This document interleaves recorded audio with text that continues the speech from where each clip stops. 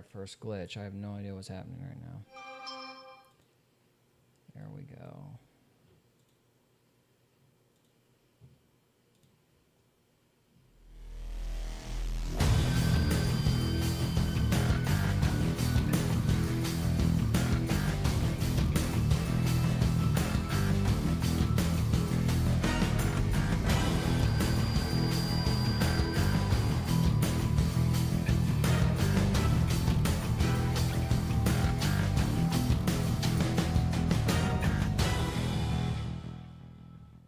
There's no video. There's no video. Are you sure? There it goes. There it goes. All right. Well, welcome to Faith, Fiction, and Folklore, or as we like to call it, the Tri-F podcast, where we try not to mess the podcast up. Now, so it's been a very, very wild week. We're going to talk about two different things tonight. We're going to talk about, because originally we had this interview scheduled, and then what happened with Charlie Kirk happened. And so we're going to discuss Charlie Kirk kind of during the interview. While we're having this interview, it's kind of, things just kind of timed out that way. So we want to thank you guys for joining us. We're going to start off with the interview, and Trevor is the one who's been spearheading that. So Trevor, how about you tell us what's going on tonight, man? All right, so we got an interview with Mr. Buzz. How are you doing? I'm doing great. How are you? I'm good. And we are excited to have you. We're just going to jump right into it. And so I was just going to ask you about your background, and you can just start wherever and talk about whatever you want. I'm actually from Nova Scotia, Canada, and moved here to Ontario about, I think, 18 years ago to open up a music school. And I did, and then I got divorced and lost the school and everything, and ended up in isolation for 10 years, basically, as the Lord generally does with his anointed people. And I spent almost 10 years in this house completely alone with God. Wow. That's amazing. What did you teach at your school? I teach guitar, but at our school we taught everything. I had an opera singer teaching. I had several drummers. I had a mandolin teacher, piano teachers. We had everything. Wow. So what did those, sorry, Trevor. Go ahead. What did that 10 years of isolation teach you? If you could take the most important thing, what do you think you learned during that time? That you can do absolutely nothing in this world without the Lord. I like that. Yeah. That's a good answer. Yeah, that's the main lesson I got from it. Submission to the Lord is the only way to go. Trying to do things on your own is a waste of time and will result in everything crashing and burning on you, pretty much. Yeah, Gotcha. It does. So on your channel, you talk a little bit about you were into witchcraft for a little bit. I was. I'm really not very proud of my past, but I was a shaman, actually. What does a shaman do? Think of a medicine man, like in a Peruvian Aboriginal tribe sort of thing. They have a medicine man that he's the kind of like the doctor and the man of God for the tribe. Did you wear all the cool stuff and have a witchcraft a staff that they usually carry? I actually wielded a rain stick, if you know what that is. It's actually a musical instrument. Oh yeah, It's got actually all the a beads long, inside of it. Yep, it's a long cactus that they push the spines inside. Wow. It was used for magical purposes. You tip it up, and as the spines fall from one end to the other, it sounds like rain. Right. And they used it to make it rain when they had droughts. Did you ever try that? Did it work? I never actually tried to make it rain, but during my ceremonies, it was my instrument of choice because a shaman always plays a musical instrument, or several musical instruments, actually. So that was my instrument of choice. Okay. and I did a lot of ayahuasca and things that I'm What really not proud of what's that I should not have done. what's ayahuasca? What is that? Ayahuasca is a psychedelic brew that is made with two substances. You need what's called an MAOI, or an monoamine oxidase inhibitor. I couldn't believe it. Can't believe I remember how to say that. Um, and DMT, which is dimethyltryptamine. Right. Wow. And dimethyltryptamine is not orally active on its own, so you need the MAOI to make it orally active. So you drink this brew in a ceremony with a shaman, and it basically cracks open the spirit realm, and you create a spiritual mess for yourself that is very detrimental to your spiritual health. I'll bet. It I'll really bet. is. It's a Can big you? mistake. I'm sorry. Can you explain what way is it detrimental to your spiritual health? Can you, like, what You happens? open you open up portals, and entities come in and attach themselves to you. Okay. Spiritual parasites. Plus, you block the Lord. A lot of shamans actually think they're communing with the Lord during these ceremonies, but they're not. Really? Totally Really, not. it's demons, isn't it?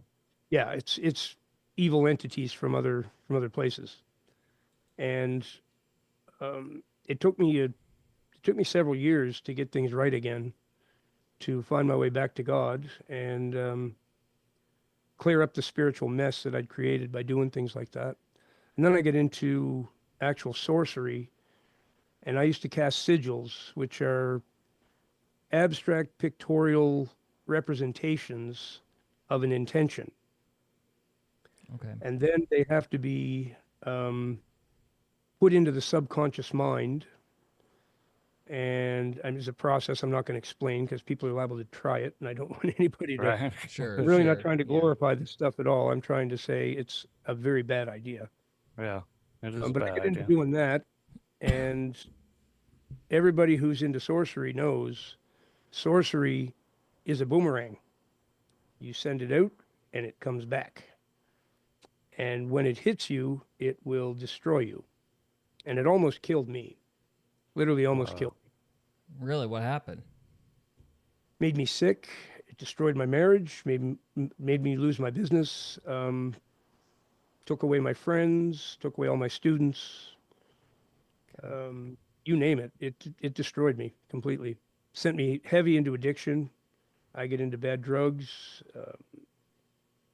Everything you can imagine, it did. Hmm. that's a lot. So, Yeah. how did you get from doing all that to being a Christian, Years of to the isolation. Lord? Years of isolation in this house. I figured out after I was here alone for about 3 or 4 years, I started having spiritual experiences where the Lord was communicating with me and inviting me back into his life. So, And is there a particular like time when he spoke to you or yeah, bring you back? it was about 6 years ago, 5, 6 years ago, something like that. And And what is that like? Does did he just talk to you or did he? no, in dreams, the really interesting thing is that he uses YouTube to talk to everybody. Yeah, He literally does. I I mean, get that sometimes.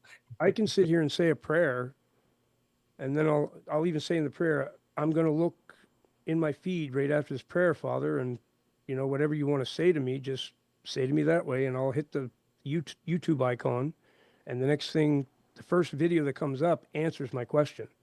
Yeah, Quite done that amazing. before. Yep. Yeah, I've asked him questions and he'll play the next video automatic. You know, it plays auto, Hmm. and it'll play a video that answers my question. Yep. See, I see it every day, and now my videos, now that I have my channel, the same thing is happening to other people. They're like, I said a prayer, I asked a question, and there you were with the answer. Like, wow. I was always on the other end of that, but now I guess I'm on the other end. Mm-hmm. No, and I noticed that your subscribers jumped up in the last week. That's Was also that the from the Lord. Lord? Yeah. That is also the Lord. He promised me blessings if I started to be obedient, cured my addictions. I quit drinking, I quit drugs. The last thing I have to quit is cigarettes, and that's happened today actually. Oh, So wow. I'm now clean of everything, and things are going really well. Um, I did get cockroached a couple times yesterday and once today. Mm. What's the cockroaching thing? Well, people might find this interesting. This is another way that the Lord will communicate with us. Mm. Oh, somebody else is coming in there, I think. Yeah, that's There's Mr. Cody. Cody. Hello, hello, hello. Hey. What's going on? Hey, Cody. This is Jeff. Well, We're doing an interview with him. How, hey Jeff, how are you, buddy? Not bad, Cody. How you doing, bud? you got a little Doing bit of a well. lag. All Doing right. well. A little Yeah, tired, you got but a little I'm lag. all right. We're glad to have you with us, man. Okay. We'll get. Well, I'm it all sure it'll moved speed in? up a little bit. Let me know if it's too bad if I need to jump off. Okay. We'll give it a couple minutes and we'll see what happens. It should pick up and be fine though. I pay enough money for internet; it ought to be fine. But anyhow, so all right. Well, Mr. Buzz, I'd like to ask you a question myself. I'm a little curious because we've all kind of discussed our own spiritual things on this show a little bit, and I've commented. For me, it took me a very long time to even admit what I was going through was like demonic or anything spiritual. I was very big into like just hoping it was sleep paralysis and I was crazy. Was there a particular moment for you where you were finally like, okay, this is like, what was the thing that happened that made you finally go, okay, this is demonic, this ain't in my head? Like, what convinced you that you had a problem? Well, I've always known about the spirit realm all my life, like since I was a child. So I can't really even remember the first time I experienced something demonic, but like I said, I was a child. Mm-hmm. I saw a demon in the woods one time. I think I was about 10, and I was always very familiar with it. But somehow when I get older and when I get into shamanism and sorcery, I just sort of went brain dead for a while. I'm not really sure what made me do that because I was a believer in the Lord and everything. I believed in Jesus and the whole bit. Mm-hmm. Something made me go down that wrong path. I'm not sure what.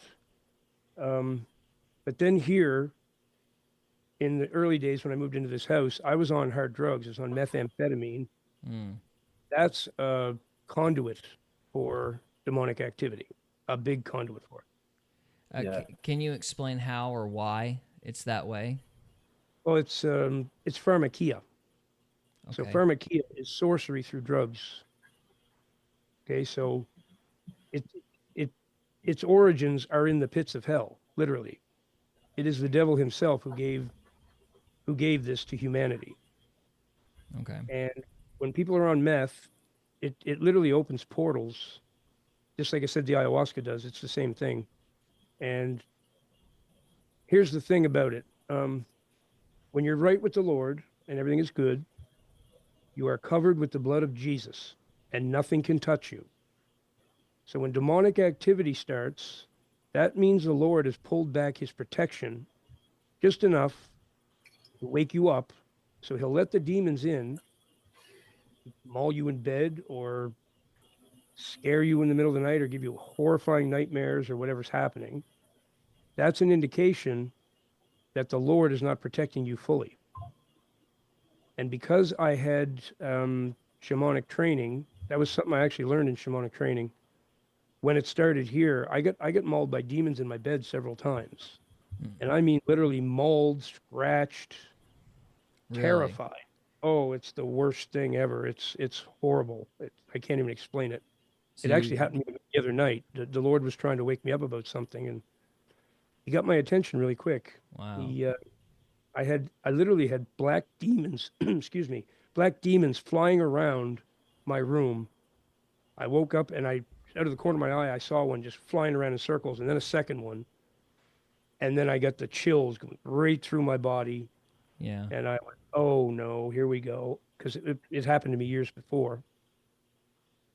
So I came downstairs and I prayed and put on YouTube. And like I say, the very first video was a guy named Chad Wright from 3 of 7 Project, Mm-hmm. reading scripture and explaining that when the Lord is disciplining you, he will send, or not really send, but allow a messenger of Satan to come and terrify you. Mm-hmm. Right? So, and like I say, it was the first video that came up. The first one that comes up is always the one that answers whatever question I have. So I prayed really, really hard. It was, there's several things I was doing that was causing it, and I rectified them. And last night I slept like a baby, so everything is fixed now. Oh, good. Good. Well, it's kind of like a Job thing almost. Kind of like a joke. Job. Job. Oh, so from the sorry. Sir. Bible. Yes, yes, definitely no joke, but yes, very much like Job. Yes, Okay. exactly. Wow. We got a commenter here. It says, what are your thoughts on marijuana? Matthias asks. Any mind-altering substances will separate you from the Lord, plain and simple. Wow. Facts. Well, I can't say nothing because I got cigars. So Yeah, and I got Cigars a usually vape aren't- pen.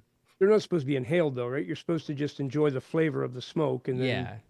right? So if you do that, I don't think there's any problem. But when you start inhaling things into your body, that's where you start having problems. Well, if I inhaled cigars, I'd have been dead about 5 years ago. So Yeah, yeah. they're pretty rough. So well, And that's even Can you this, guys hear me okay? this yeah, is you're mountain. good. This is mountain don't, but Mountain don't. sugar is another thing. Sugar's another thing that's really bad for that. Chocolate bars will separate you from God. What about coffee? Because of the Coffee will definitely Coffee separate you. too. so you're saying basically mental stimulants and that kind of thing, things that alter your state of mind will separate you from God. Is that kind of what you're getting at? That's totally what I'm getting at. Okay. Correct. Yeah. God made you a specific way. Anytime you alter that way that he made you, you're going kind of against his will. So I was still smoking as of, like up till today. Today's the quitting day. So I was on the porch the other night and I was praying and I said, Lord, I want to be as close to you as I possibly can. And 3 words he gave me right on my heart: clean the temple. Mhm. And the temple Paul- being your body, of course, right? Yeah. Yeah. Yeah. Right. So that Paul was the still temple. asks, Clean what the about temple. caffeine? Caffeine's another thing I actually have to give up totally. I only drink one or 2 cups in the morning, but time to get rid of that too and get some decaf for sure. All right. Interesting. Well, Trevor, you said you had some questions about the anointing or the anointed ones. You want to get into that? Yeah, on your channel, you talk a lot about anointed ones. Mhm. What exactly is an anointed one?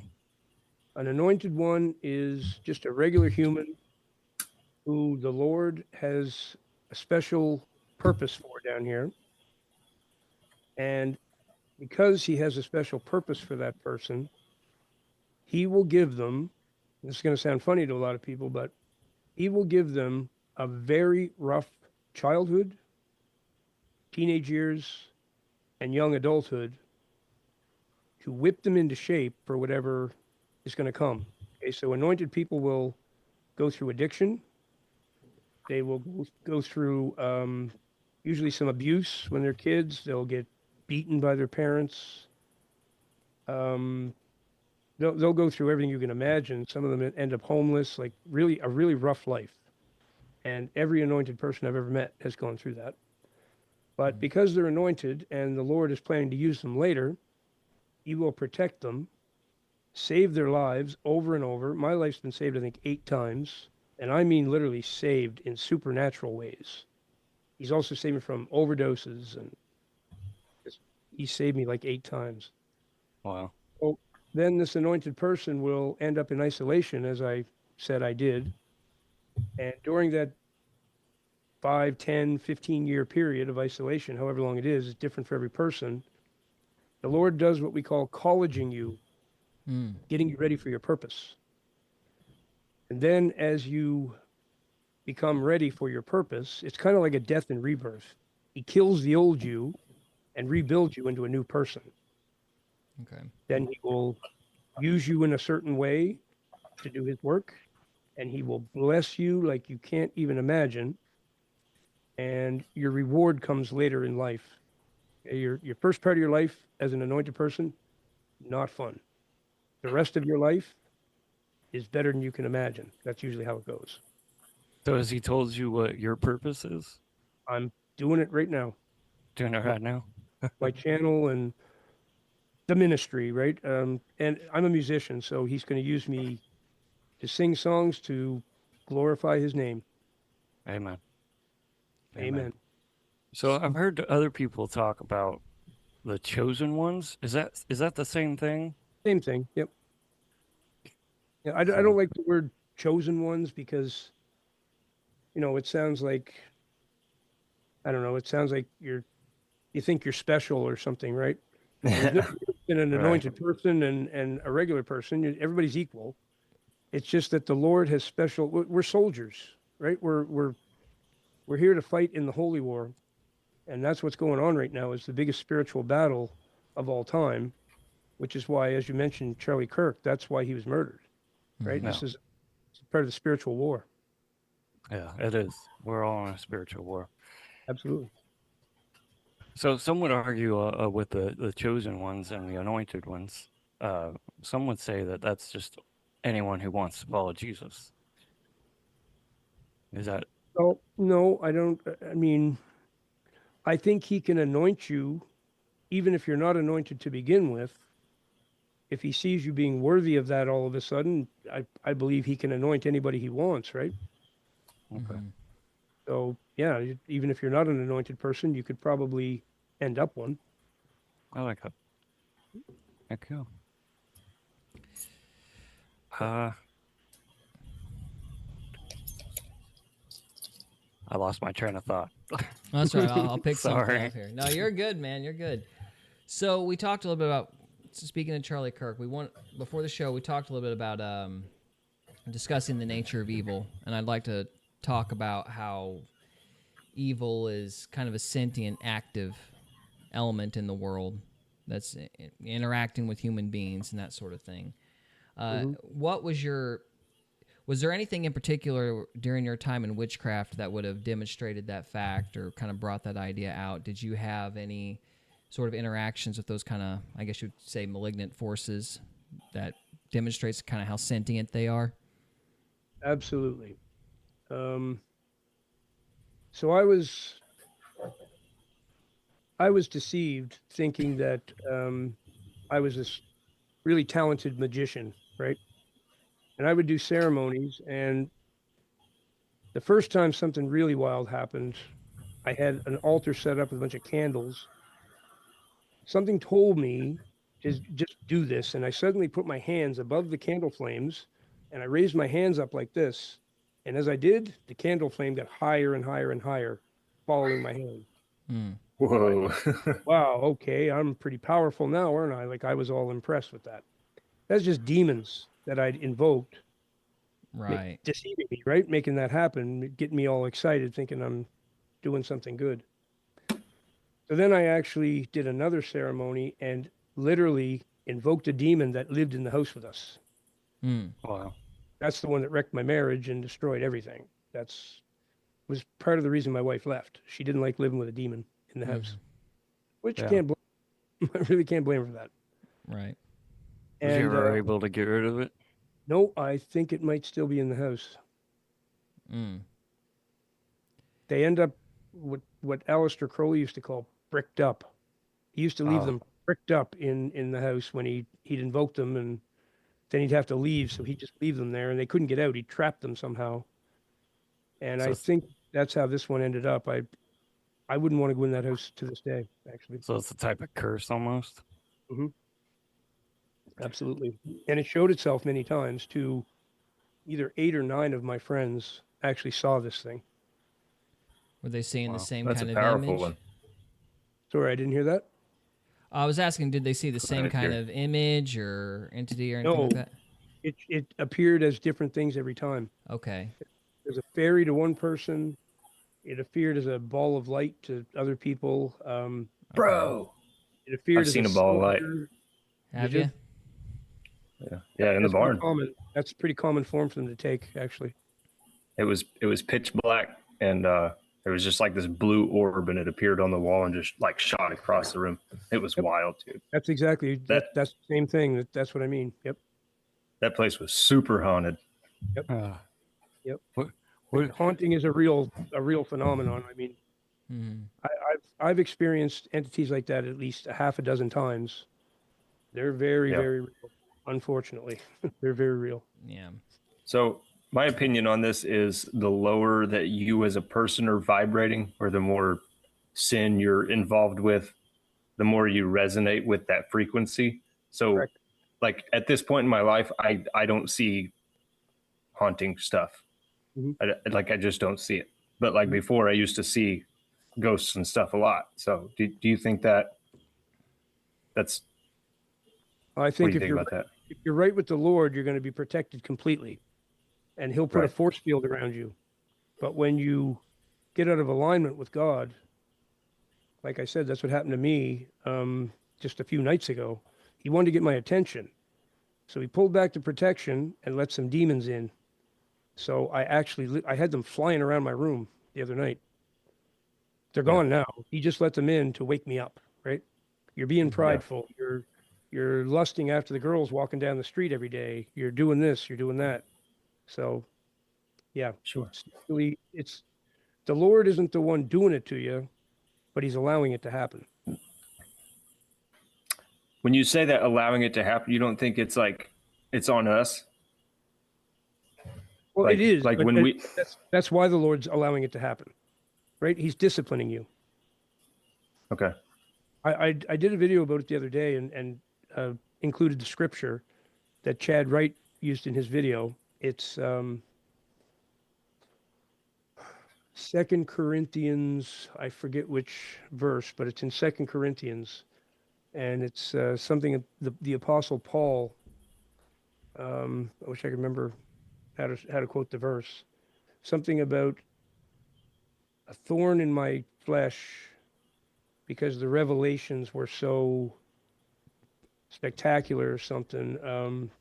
So it was about him becoming prideful because the Lord had blessed him with revelations and visions and, very Okay. divine things. So in order to mellow out his egotistical thing that he got going on because of it, he sent a messenger of Satan. He didn't send him, but allowed him in to torment, right? To torment Paul, to humble him. Okay. And that's exactly what happened to me. I got humbled, all right. If you want to see my video, it's about 2 days ago I made it, entitled "God Humbled Me," and wow. that was the scripture I included into it because I Nice. was really humbled in a big way. Cool. Well, if Did you repent? Oh, did I ever? Did I ever? And he'll allow them to attack my animals too. I have 2 cats. So as the demons are flying around, all of a sudden my cats down here are screaming at the top of their lungs. Really? Yep, I know he's allowing it to happen to them too, to make me feel even worse, right? Then you got to do something quick because if you don't get right with the Lord, you can't do anything without him. I mean, including staying protected from evil, right? Evil is real. Yeah. You don't want anything to do with it. You want his protection. You want to be covered in the blood of Jesus at all times. well, if you'd like, I actually was able to find that passage. If you'd like me to read it really quick.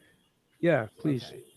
All right. So this is 2 Corinthians 12, starting at verse 6. For even if I wish to boast, I will not be a fool, for I would be telling the truth. But I refrain from this so that no one may regard me beyond what he sees in me or what he hears from me. Even because of the extraordinary character of the revelations. Therefore, so that I would not become arrogant, a thorn in the flesh was given to me, a messenger of Satan to trouble me, so that I would not become arrogant. I asked the Lord 3 times about this, that it would depart from me, but he said to me, my grace is enough for you. My power is made perfect in weakness. So that is That's the one. Yeah. That's the one. Explains it perfectly. I mean, if I'd read that before it happened, I would have understood what was happening right away. Mm-hmm. But I wasn't even familiar with that verse. I mean, I'd read it before, but it wasn't coming to me. But as soon as I come down here, I was like, Lord, I need to know what's going on. There's demons flying around my room. What have I done? Please just tell me. And as soon as I clicked that icon, Chad Wright, and it was called, Why Does God Allow Bad Things to Happen? Mm-hmm. Wow. And he had the answer with that verse right there. The commentator Paul still asks, why are young children more susceptible to seeing spirits? That's a good question. That is a good question. It's a very good question. Something happens at a certain point. I think it's around 12 years old or maybe 14 years old, where that childlike wonder seems to end, right? And you become you can't you lose your imagination and you lose your innocence, and I don't know, the world does something to you at that point. Before that, everything is childlike wonder, right? You're just Hmm. You're an you observer. yeah, I mean you can believe in many things, and I guess the Lord allows kids to see stuff. I mean, if he didn't allow it, they wouldn't be able to. Mm-hmm. I have an opinion. I have no scriptural basis for this, but I kind of think it has something to do with them being more empathetic. They feel deeper, and so it's possible for them to get tormented harder. That could be. Just an opinion. So Yeah, I don't know the answer to that. I wish I did. It is definitely true. One of the people who saw the demon I invoked in my old house was actually 9 years old. Wow. He was doing a drum lesson with me, and she's playing the drums, and her mother had just come in to pick her up. It was at the end of the lesson, and her mother came in and was watching her play, and she was getting pretty good on the drums. So her mother was standing there smiling and just clapping for her, and all of a sudden she froze and looked above her like this and almost dropped the sticks. And I was like, uh-oh, uh-oh, uh-oh. He was the only one who saw it that day. I couldn't even see it, and I'd seen it many times. But I knew as soon when she stopped, her mouth dropped open, and she just sat there staring at it. And she wouldn't tell us what it was, what was going on. Her mother's like, "What's wrong? What's wrong?" She didn't say a word. She just stared. I was terrified. I'm like, she sees the demon. This is not Yeah. good. mm-hmm. I knew I had to get out of that house. Wow. So that barn I was talking about that was haunted, I lived in it for 6 years. So when my daughter was a baby, she would like be laying in the crib, right? Me and my wife would like be at the end of the crib, and she'd be looking at us, and she'd be smiling and stuff, and she would just stop and stare through us and just start crying. Wow. Not good. Crazy, dude. And So many bad experiences. a lot of toys are designed to cause this problem. Really? We have Bro, you're right. Yeah. the Boo Boo dolls are the latest one. They're evil. Yeah. They're just pure evil, demonic dolls. Elf on a Shelf. Elf on a Shelf. Really? Elf on a Shelf is completely demonic. How so? Even Because you're lying to your children. well, no, the Elf on a Shelf it's like the evil ones created it somehow to make it like a portal to allow demons to come in. Once you put that in a child's room, the demons have access. Totally. So is there a okay. specific theory, or like how does that work exactly? Like the idea that a toy can be a portal. Like is there some kind of methodology or some kind of manner of thinking behind that, or how does that work exactly? I have a couple theories. Let's take your phone for an example. Your phone has a demon in it. Yep. Okay. It has a demon in it. They can put consciousness into silicone. Are you referring to AI? Nope. I'm No? referring to an actual demon. Okay. You can do a ritual. There was a Steve Martin movie, I think it was called All of Me, where a Swami could put his consciousness into I don't know, it was like a cup or something, a metal thing.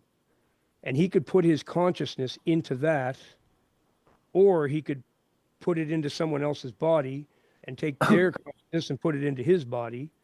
It's done with rituals, right? There's certain Okay. rituals you can. So these toys, I think they're doing that myself. That's my personal opinion, but I can't prove that. But just like your demon phone has a demon in it, these toys, I believe, have a demon embedded right in them. Wow. So it's Okay. kind of like a Ouija board almost. Oh, Ouija board's the worst thing ever.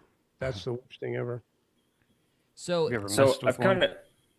Oh, sorry, go on. Can I Cody. go, Gary? Yeah. You're Yeah, good. I've got an opinion about this. So, like, God made the sky, right? Whatever that is, doesn't matter. So, I think so. If you look at a circuit board, the circuit board, like the nodes on it, very much resemble the stars.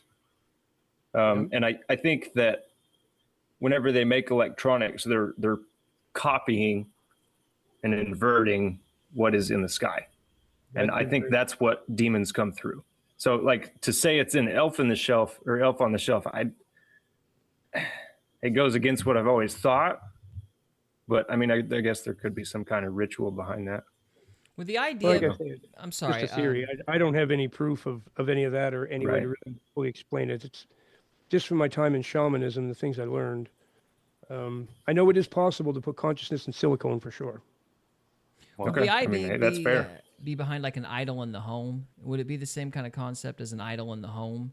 Yeah, absolutely. Okay. And then you get the other aspect of it is as soon as the Lord sees that in your house, again, he's going to pull back protection and he's going to allow certain things to happen to wake that person up. Refer to that Okay. verse again that you just read in 2 Corinthians. Okay. Right. Interesting. This yeah. is the way he wakes you up to the fact that there's something in your home he's not happy with. I found Kiss drumsticks in this house today. Okay, he was adamant with, you got to clean up your house. You got to, and I thought he meant just mop the floors and stuff, but he also meant there was something in here he didn't like. And I found an Yeah. old pair of drumsticks that I totally forgot were here. And with Kiss and, the demon faces all over the sticks. I just picked them up. I'm like, Lord, that's what you wanted out of here, wasn't it? It was. That was it. So I found the last item, I think, that needed to go. Yeah. wow. Okay. So back, Sorry, Trevor. Go on. back, so back to the anointed ones. Do you have like some sort of like list that you go through to Yes. figure out? Yep. I made a video about this the other day. So the anointed people, if all 9 of these things are true, you are definitely anointed. And every anointed person I have met so far, all 9 of these are totally true.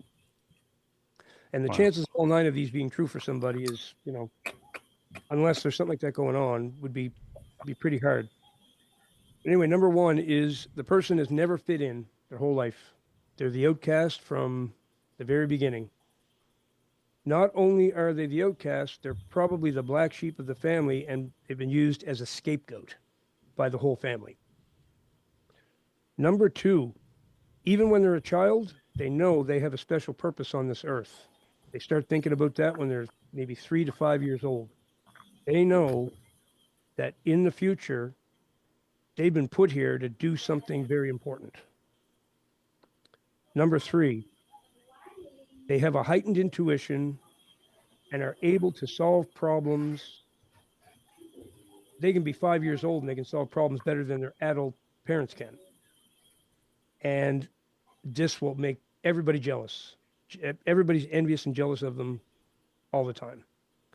Number 4, they suffer extreme addiction at some point in their lives, usually hard drugs, alcohol, gambling, whatever it is, but some sort of hardcore addiction that wraps them up for years and years. Takes them right to the bottom, too. It usually pretty much destroys them. Number 5, they have an overwhelming problem with lust. They can't control it. They won't necessarily go out and like sexually assault people or anything, but they have an extremely hard time controlling their lustful urges to the point that they can't even focus on regular things because the mind is just going like that constantly. Number 6, many people, if you're an anointed person, will hate you on sight. They don't have to talk to you. They don't have to know you. They will just hate you. And they will hate you so bad, you can tell they literally want to kill you. And it's a bunch of people. It's not just a few, it's a whole bunch of people. Number 7, you will end up in a period of isolation at some point, which will last anywhere from 5 years to 20 years. Number 8, you're an anointed person, you are a witch magnet. Anybody who does sorcery and evil spells, you'll attract them. They can literally smell you and will usually actually tell you that. I've literally had witches go and they found me. Like they were 50 yards away and they followed their nose until they found when I That's smell. creepy. They can literally smell anointed people. It's really Wow. weird. Like a rat in a piece of cheese. Yep.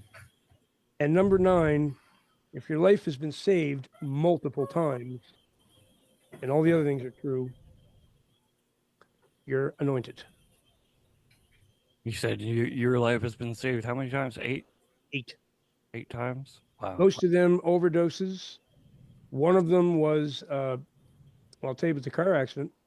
I was driving on a big highway, and a car passed coming towards us in the same lane I was in, and I had no possibility of missing it. It was a head-on collision waiting to happen. My kids were in the back. My aunt was in the passenger seat.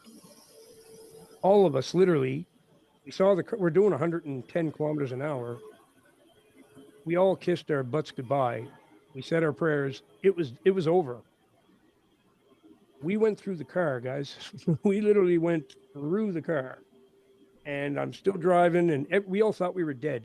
No one even spoke. 30 seconds. And then finally, my aunt goes, "Are we dead?" And I'm like, "I don't know. I don't think so." And I'm touching myself and I'm touching the dash. And I'm like, looked in the mirror. The other car was fine too. We went through the car. We had Wow. about It's crazy. as much room, and we just went right through it. The Lord just made that happen. I couldn't die that day, I guess, so he saved me. That's the craziest Wow. one. That's the most intense. That is intense. Are you Canadian? Yes. Oh, okay. I was He's like from 110 Ontario. kilometers. What? He's from Canadian. Ontario. There's a video I talked Nice. about in one of my videos the other day. It was called Banned from TV. It was like back in the early 2000s I saw this. This guy had a head-on collision with something, okay? Totally head-on collision at that speed. I'm talking like 100 and some kilometers an hour. His car just flattened. There was nothing left to the car. The windshield smashed out of it. Somehow he squeezed out the windshield, landed on his feet in front of his car, which was now a squished sandwich. And he just stood there and he turned around and looked at his squished car and went, "Whoa." Huh. Wow. Not a scratch on him. Wow. The Lord squeezed him out the window and just, he landed on his feet. He didn't even land on his back or anything, right on his feet. That's amazing. that's Pretty an anointed wild. person. That's an anointed person. Most definitely. Right. So So oh, go ahead. go ahead, Jeff. You're good. I've seen you talk about on a lot of your videos. You say that anointed people have the hand thing. It's like an M. Yep. What, can you show us what that looks like? And I don't know if you can see that or not. Oh yeah. Yeah. So, and it has to be on both. So, So why this- does it have to be on both? So this is not a biblical thing, okay? So this is where a lot of people get upset with me. But there was a prophetess named Baba Vanga. She was a Bulgarian lady. Heard of her. I don't know if you want to look her up, Gary. You'll Oh, get some information there yes. really easy. what was her name? Baba Vanga. So Baba Okay. Vanga. All All right, yeah, give me a minute. Bubba She worked Vanga. for Cher, right? Oh, I didn't I know think that. she was Cher's like sorcerer or sorceress, whatever. She was a sorceress? Because I've never heard Or that. like she tells the future or what, I don't know Oh, what to call she her. was a prophetess, yeah. Okay. Prophet. Yeah, she was a prophet. So Yeah, Not I think Brand the she was Big really Style. close to Cher. she predicted a whole bunch of natural disasters, and I mean, she proved her worthiness as a prophetess, right? She was correct about a whole bunch of stuff.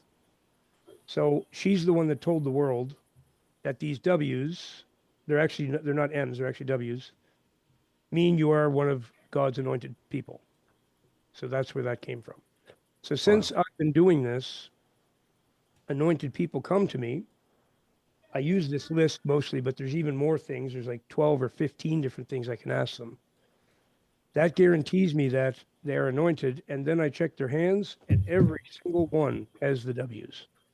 So people can get on your channel and email you and stuff, and Yep.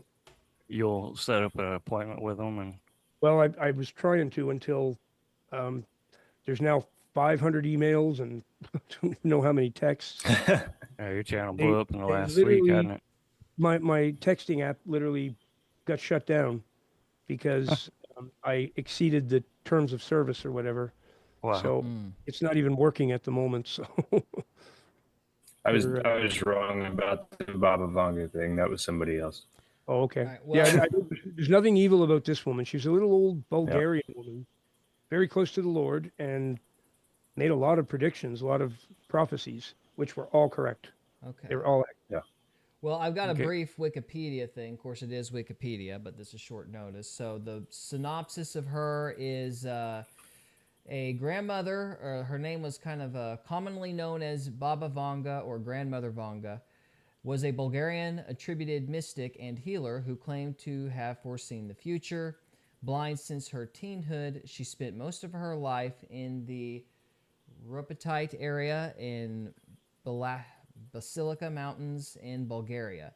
During the Cold War, she became widely known in parts of Eastern Europe for her alleged abilities of clairvoyance and precognition. After the fall of communism, including after her death in 1996, her persona has remained popular. Now, is all that accurate? Because it is Wikipedia. They are what they are. So, that's totally accurate. Yep, okay. that's it. Wow. She was well loved. I mean, people came from all over the world to see her and just be in her presence. She was considered a holy woman. Okay. I like it. You talked about meth. I like talking to people about their meth experiences. So have you ever heard of Jerry Marzinski? No. Okay. He's a clinical psychologist. And he spent like 40 years in a really big state prison. And he started picking out patterns of crazy people. You're making me work, Cody. Like patterns, right? And he figured out that they were demons, right? They're just demon possessed. Yep. Do what? I'm complaining. I'm saying you're making me work, Cody. I don't know what you said, Gary. Making Check, it check, work. check, check, check. Okay. Oh, my bad. No, you're good. You're good. So here's his book, anyways, by the way. Cody, if you'll give me a second, I'll read his he- book really quick. He wrote this Yeah, go ahead. book. It's The Amazing Journey into the Psychotic Mind, Breaking the Spell of the Ivory Tower. It's psychiatry maintains the voice of schizophrenics here are meaningless auditory hallucinations caused by a chemical imbalance in the brain. Clinical investigation into the matter reveals this to be a false claim. So he basically says schizophrenics and the demonic are interconnected. He is correct, 100%. Yeah. So, but he talks about how the voices that people hear on meth and schizophrenic people hear are like one and the same. I know it's all in the demonic realm. That's obvious, but like the meth experience is very much like you said, it's like a conduit for demons. It's like schizophrenia is like when you listen to the voices over and over and like you do what they say and blah, blah, blah, and you end up in the worst position possible and meth takes you right to it. You can burn meth, okay, you set it on fire and let the smoke rise up in the air, and the smoke will form the shape of monsters like that you can't. Really? Oh yeah, you can't even deny it. Like it'll rise up and it'll just sort of float around, and then it forms into something with a face and the whole bit, like a monster. Oh yeah. Crazy. I didn't know that. Did you ever see shadow people? Yes. Okay. Like on the meth? Yes, actually. Not always on the meth. I've seen them other times too, but yes, I saw a lot of things when I was on meth, definitely. Yeah. Did your witchcraft days, did that coincide with the meth? No, no. No? Okay. I was on psychedelics then. I did mushrooms, Peruvian torch cactus, Salvia divinorum, many of them. Okay. What they call the plant medicines. Yeah. I grew They're not mushrooms for they're a not while. medicines. They're actually demonic substances, is what they are. Yeah, I agree. Well, can you tell us about your rock bottom? Like what brought you out of the witchcraft and what made you return to Christ? So my wife left. She was my second wife. We were married 10 years. And when she left, it crushed me in a way I cannot even describe to you. To this day, I mean, she's been gone 10 years. There's still days when I have a hard day over that. Mm.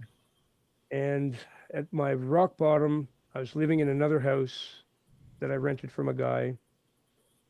He actually paid me $2,000 to get out of it, to get rid of me. Mm. At my worst, that's when I started doing meth, actually, after she left. Wasn't doing any shamanism or anything then. I was finished with that. But I was, you'd find me 3 o'clock in the morning, laying on the floor, pounding my fists, cursing and swearing at God, yelling at him, saying the worst things you could imagine to God. And yeah, it was really bad. And then I ended up in this house. By his grace, he guided me here, and I ended up here. And the guy that owned the house this isn't my house, like it's my friend's. And shortly after I moved in, his father died and he moved out. So I ended up here by myself, which the Lord arranged the whole thing. I mean, I'm not saying he killed his father, but he arranged for him to move out and go move with his mother. Mm-hmm. So I'd be here alone. And that's how the Lord brought me back to him, right? Because he has a purpose for me. He needed to snap me out of it. Mm. It was actually the Lord who broke my marriage apart. I know the Lord is the one who did it. Can you tell us why you feel that way? I guess mostly because he does it to all of us. He'll let us marry somebody that's wrong for us, and then he smashes it apart. And it's all part of our learning, right? It's part of getting us ready for our purpose. There's something about heartbreak that builds character. So he makes us all go through extreme heartbreak to the point that we almost, we try to end our lives and everything, most of us. But he brings us out of it. He saves us. And then we're tougher and more resilient and wiser and all that stuff. Yeah. Every anointed person I know has been through something very similar. They've been through extreme broken heart territory. Mm. So while you've been doing these interviews, have you had any evil people jump in and tell you you're wrong? Yes. Yeah. Yep. Are there any particular ones you want to talk about?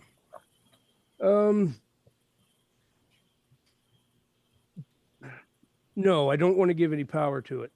Okay, Yeah. that's fine. I'd rather just leave that one out. But there was a couple sent to sabotage me. Oh, really? Absolutely. Like Was some it from kind the of CIA? But as soon as you get close to the Lord, spiritual attacks will just keep coming, right? The closer you are to God, the Yeah. more they're going to attack you. And as soon as you get to the point where he's putting you in your purpose and he's starting to use you the way he's using me now, I mean, those videos that I've been making, I hit record and the Lord speaks through me in a lot of those. I'm not even coming up with those words. He literally speaks through me. So as soon as you start doing that and you get this really close connection with him, the dark kingdom, they know what's going on. And that's the last thing they want is an anointed person getting to their purpose. They don't want you being the We light become in their dangerous, darkness. right? We're very dangerous to them at that point. Yeah. Hmm. Wow. What do you think about cleansing houses? Have you ever had any thoughts on that? Yes, I did it once. Yeah, did it work? Yes. So I knew it was a demonic issue. They had a daughter. She was 3.5, I think, 3.5 years old. She had every medical issue known to man. She was mentally stunted, like she was 3.5 years old with the brain of a 6-month-old, basically. Physically disabled in every way possible. She couldn't even sit up. It was a disaster. She was like, it was absolutely terrible. So it turned out that they'd had a witch living with them, and they figured the witch had done something in the house that had caused all of these problems, right? And Hmm. all ailments have a spiritual root. Everything that's wrong with a person, no matter what it is, it has a spiritual root. There's a demonic reason for it. Like you were just Agreed. saying, schizophrenia and stuff, demonic. There's no chemical imbalance. There's none of that. It's totally a spiritual root. So they contacted me. They found me on Facebook, and that's when I was a shaman. Asked me if I could remove evil entities from the house. I said, yeah, I can try. Never did it before, but I'm a shaman. I should be able to handle that. So I went out with my rain stick and some spiritual music, and they said, it's in the basement. We know it's down there. I said, okay, so I'll work from the basement. So I went down and did my thing, did a ritual, did a ceremony, cast the demons out, whatever was down there. And I felt pretty confident that I had gotten rid of it. I felt it leave. So I went upstairs, and the woman of the house, she was just freaking out. She was jumping up and down and laughing and so happy. She's like, you got rid of it. You got rid of it. I said, how do you know? And then the guy looks at me, goes, it came right up through the floor. This big black thing came right up through the floor and exited right out the roof. I'm like, wow, I didn't even see that, but they both saw it. So whatever I did was effective, and I booted its ass out and it left. Heck yeah. Praise the Huh. Lord. So So if people want to contact you, where do they go? They just go to your channel and yeah, go to my channel. Now, if anybody wants to contact me, I'm so backed up. I'm going to take me a month to get through what's already there. So wow. if anybody Got to start contacts, charging more. well, I don't charge anything. So Well, there's yeah, your problem right there. that would Start probably charging slow it down, people. but I work for the Lord, and the Lord looks after me, so I don't need people to pay me. That's not the way it works. Thanks. Amazing. For your viewers, this is something they can use as a rule. If somebody is doing something spiritual for you and charging you money, run the other way because they're fake. Yeah. Fake. That's not a real man of God at all, right? Fair enough. Real man of God, the Lord takes care of him, not the people that he's helping. Amen. It isn't Jesus going around and saying, yeah, I'll cast that demon out for $20. $20. Well, if you are so inclined, Mr. Buzz has a YouTube channel, Mr. Buzz's Man Cave. Feel free to like, share, and subscribe. He's got some content on there, and we've barely touched the surface on the widespread range of topics he talks about. So, I would like to point one thing out about the title of my channel. yes. That's an old title that YouTube won't let me get rid of because I don't have a demon phone. So without two-step verification, I'm not even allowed to change the name of my channel. So as soon as I find a way to change it, it's going to be Journey of the Anointed is going to be the name of it. I like that. Well, there you go. Yeah, absolutely. So it's not Cool. really a man cave. I used to do a lot of videos for men that were lonely and got divorced and needed a place where they belonged and felt included and stuff, right? So Yeah. what it originally was, and I'm just stuck with the name now. So I don't want anybody to think it's just for men. It is. I've got just as many female viewers as I do males, actually. Wow. Excellent. Well, Mr. Buzz, we really appreciate you coming on here and giving us your time. It's been awesome. We Thank are you. Not a going problem at all. to move on to talk about Charlie Kirk. You're welcome to stay if you'd like, and but we've already taken up your hour, so if you need to leave, we completely understand. So it's just up to you. But you're more than If I welcome to can stay. stay, I can stay for another 10 minutes or so, if that's okay. That would be fantastic. So, okay, so we're going to wrap up part 1 here. We're not going anywhere. This is just part 1. We're going to move on to part 2. So, if you're watching this on the live stream, stay with us. If you are watching this after the fact, thank you so much for watching. We'll see you next time. I'm going to move Thank you. on. Oh, yeah, so everybody say thank you. We'll see you next time. So, all right. So Hold I'm on. going to lead us in really quick. Welcome to Faith, Fiction, and Folklore, or as we like to call it, the Tri-F podcast, where we try not to mess the podcast up. Okay, and today this week, Charlie Kirk passed, and he was assassinated. There's really no other way to put it. So I'm just going to open it up, and you guys kind of lead with your thoughts. I have my thoughts, and I'm going to try to stay calm, but I'll let you guys speak first, and we'll go from there. So, Trevor, how about you kick us off, man? Yeah, I was sitting at work. I just heard about it on YouTube and logged into Kelly. I don't remember her last name, but I saw she went live with it, and then everyone else kind of followed along. So I was kind of watching live, and it was very heartbreaking just to see that replay over and over again. And it's an evil thing. The evil ones of darkness coming after a father and a husband just because he spoke the truth. And I didn't like it. I cried. I did too. Me as well. Well, Mr. Buzz, what are your thoughts, sir? Well, one thing I'd like to mention is that the demon media, as I call them, the leftist media, I think it was on CNN. Of course, what do? Every time the left commits violence, they try to cover it up. But that's not what it was. So here they were on there when it first happened saying, well, before everybody jumps to conclusions, we don't know if it was actually an assassination or if somebody was just firing off their gun in celebration and it was an accident.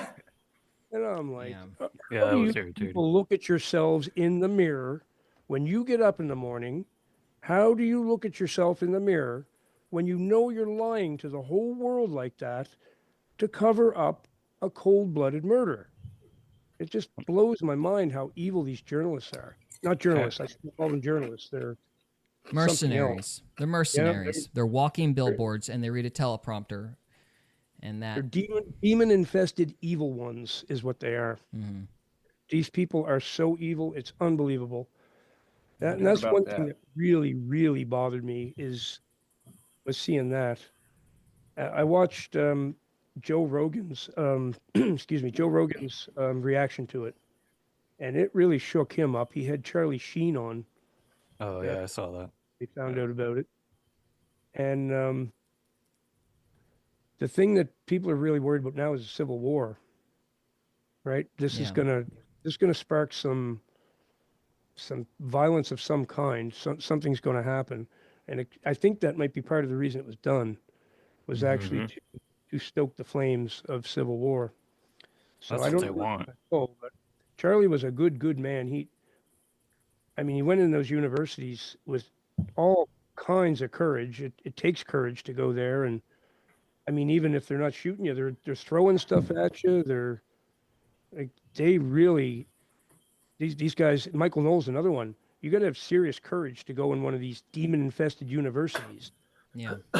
and speak the word of God to a bunch of people who follow the devil. Yep. That's really what you're dealing with there. So Charlie was one of the most courageous men ever, and it's one of the saddest, most senseless murders I've ever seen in my life, just because he was speaking the word of God. That's, and now it's got a lot of other people really nervous. Megan Kelly is really nervous about her safety. She was a good friend of Charlie's. Mm-hmm. She figures she might have a target on her back too. Yeah. Yeah. Cody, what do you think, man?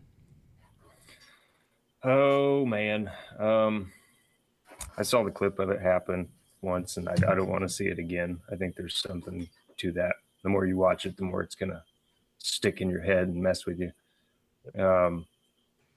I always liked the guy. I liked what he had to say. I think it's a big ritual, but it got me thinking about something after it happened, because it's like, I heard the shooter was 33 years old. It's like, oh, Illuminati confirmed, but it's like, why is it that way? It's always that way. There's always like a 33 and there. He's 22. Huh? He's 22. 22. Well, what did I hear then? They threw a 33 in there somewhere. That's and I was probably the just like, media again. yeah, I was just like, what is that? Fog So of I war. kind of like, whenever you say they did it, like the infamous they, The evil I've ones. stopped looking at it as people. It's legion. It's the Yes. demons inside people, and they make all these numbers and stuff happen. And it's like, but when you see it on its face, it's like, oh, it's the Illuminati. It's people doing, but it's the demons. And I don't know, it just kind of reinforced that to me. Yeah. So Correct. You're totally correct. Well, great. Well, I have been struggling all week with what I was going to say. My wife begged me not to go with my first speech because I didn't have... I bet it was a good one. It was not PC. So I think the best way to really explain how I feel about it is I'm going to give a very brief story. And it might be appropriate considering how much talking about drugs we've had on this program in the first part of this. So about 6 months to a year before I moved to Seattle briefly, I had to stop a home invasion. And that's probably the easiest way to describe what happened. Basically, I was sitting in my office reading, had the windows open because I was smoking. And this girl who was addicted, she breaks into the house, or she tries to break into the house. She starts fiddling with the screen door because she saw the window was open.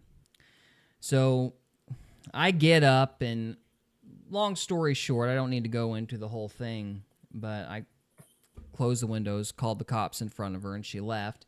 There was a guy there because I'd seen the two earlier that evening, and she was talking to somebody, so I knew there was another person around the house too. And we also later started suspecting that they were casing the place.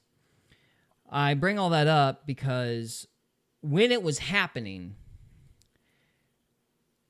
this girl, she like smiles at me and tries to put on airs, like she's trying to, like she thinks she can seduce me into letting her into the house once she realizes she's caught. And she smiles and her teeth are rotted out of her head. And she doesn't even realize, she's gone. And that broke my heart because what kind of went through my mind, this is a kid. This was a kid, and she's one of them that the devil got. She doesn't even know she's gone. And I felt pity for her. Now, that being said, you do not let that person into your house. Nope. And what has happened in this country is that in the name of sympathy, we have let addicts, people that are lost to the devil, into the house. They're taking all your stuff, and we're going, please don't do that. Please don't do that. Please don't do that, because every freaking time one of these things happens, there's a bunch of clowns out there going, we got to be peaceful, we can't react, and there's this knee-jerk thing about pacifism. Well, they're not preaching peace. They're preaching apathy. They're preaching inaction against evil. If you look at what's happened for the last decade, stack up the amount of people who have died that have been on the right versus the people who have died that have been on the left. Compare those two lists of casualties. See if they're even close. They're not. It's on one side. It's always been on one side. For the last 10 years at any rate. And at some point, you've got to start demanding action, and you got to start doing something. Now, I'm not saying go burn down a Walgreens, but you can't sit there and go be the bigger man all the time, because think about what's happened. Steve Bannon, jail. Owen Schroyer, jail. Peter Navarro, jail. Michael Flynn, jail. Jamie White, dead. That woman in the subway, dead. Charlie Kirk, dead. Trump, shot twice. I mean, Patrick Henry had this statement. How many atrocities are you going to endure before you admit you're at war already? How many people? How many people have to get hurt? How many people have to die? Now, I'm not saying violence, but... What are you saying? I'm saying Black Lives Matter needs to be declared to be a terrorist organization. Everybody already knows that. Well, it's not being done. I'm saying Antifa needs to be declared a terrorist organization. Alexander Soros, George Soros, jail. FBI, I don't know if you guys saw the press conference or not, but Kash Patel needs to be fired tomorrow, like yesterday. Now, the dad... Take your body. Yeah, well, the dad brings the kid in, because I guess the kid confessed to the dad or something like that. And the FBI does this press conference and goes, good job, guys, we did it. Yay, Patrick, we saved the city. They didn't even do nothing. The dad brought him in. They found the rifle, maybe. So we need to start taking this stuff seriously. Every time one of these things happens, everybody goes, aw, shucks. Well, what do you do? I mean, like, do you disagree with Jesus? Turn the other cheek? You turn the other cheek. That's what I was going to say. If you're following Jesus, I would argue this. If you turn the other cheek when it's you being struck, you are a Christian. You turn the other cheek when your neighbor's struck, you're a coward. You cannot. We're allowed to defend ourselves. We are definitely allowed to defend ourselves. We have to protect our communities. Like, I'm not saying violence, but it's not enough to sit there and go, this is bad. We have to demand specific solutions. There has to be an organized effort to say, no, we want Black Lives Matter declared a terrorist organization. No, we want Antifa declared a terrorist organization, because they're receiving foreign money and burning down cities. What else do you call that? Yeah. And so I mean, I feel like Trump's doing a pretty decent job at what you're saying. It's just slow, man. He did imply these demonic policies have been in place for years. Well, part and of the like these media things, they got their hooks everywhere. Like, it's going to take time to. I mean, you're talking about the millennial reign, man. We ain't there yet. I'm not talking about the millennial reign, but honestly, this stuff would have been done already if Kash Patel and Pam Bondi weren't in that Department of Justice, or Pam Bondi wasn't in the Department of Justice and Kash Patel wasn't the head of the FBI. I was willing to give Kash Patel the benefit of the doubt until yesterday when I saw that press conference. I'll just say one more thing, and then I do have to leave the podcast. Absolutely. Thank you for having me. Kash Patel has a private jet, folks. It's a private jet. What does that tell you? Enough, yeah. Enough. Yeah. I mean, somebody in his career should not have enough money to own a private jet. Yeah. Yep. Something very wrong with that. So thank you for having me, and all right. Be happy to do it again if you ever want. So just let me know, and thanks again. It was a lot of fun. Thank you, Jeff. It was great to meet you, man. Yeah. Mr. Buzz, thank you very much. Appreciate it. You're welcome, sir. God bless you all. God bless you as well.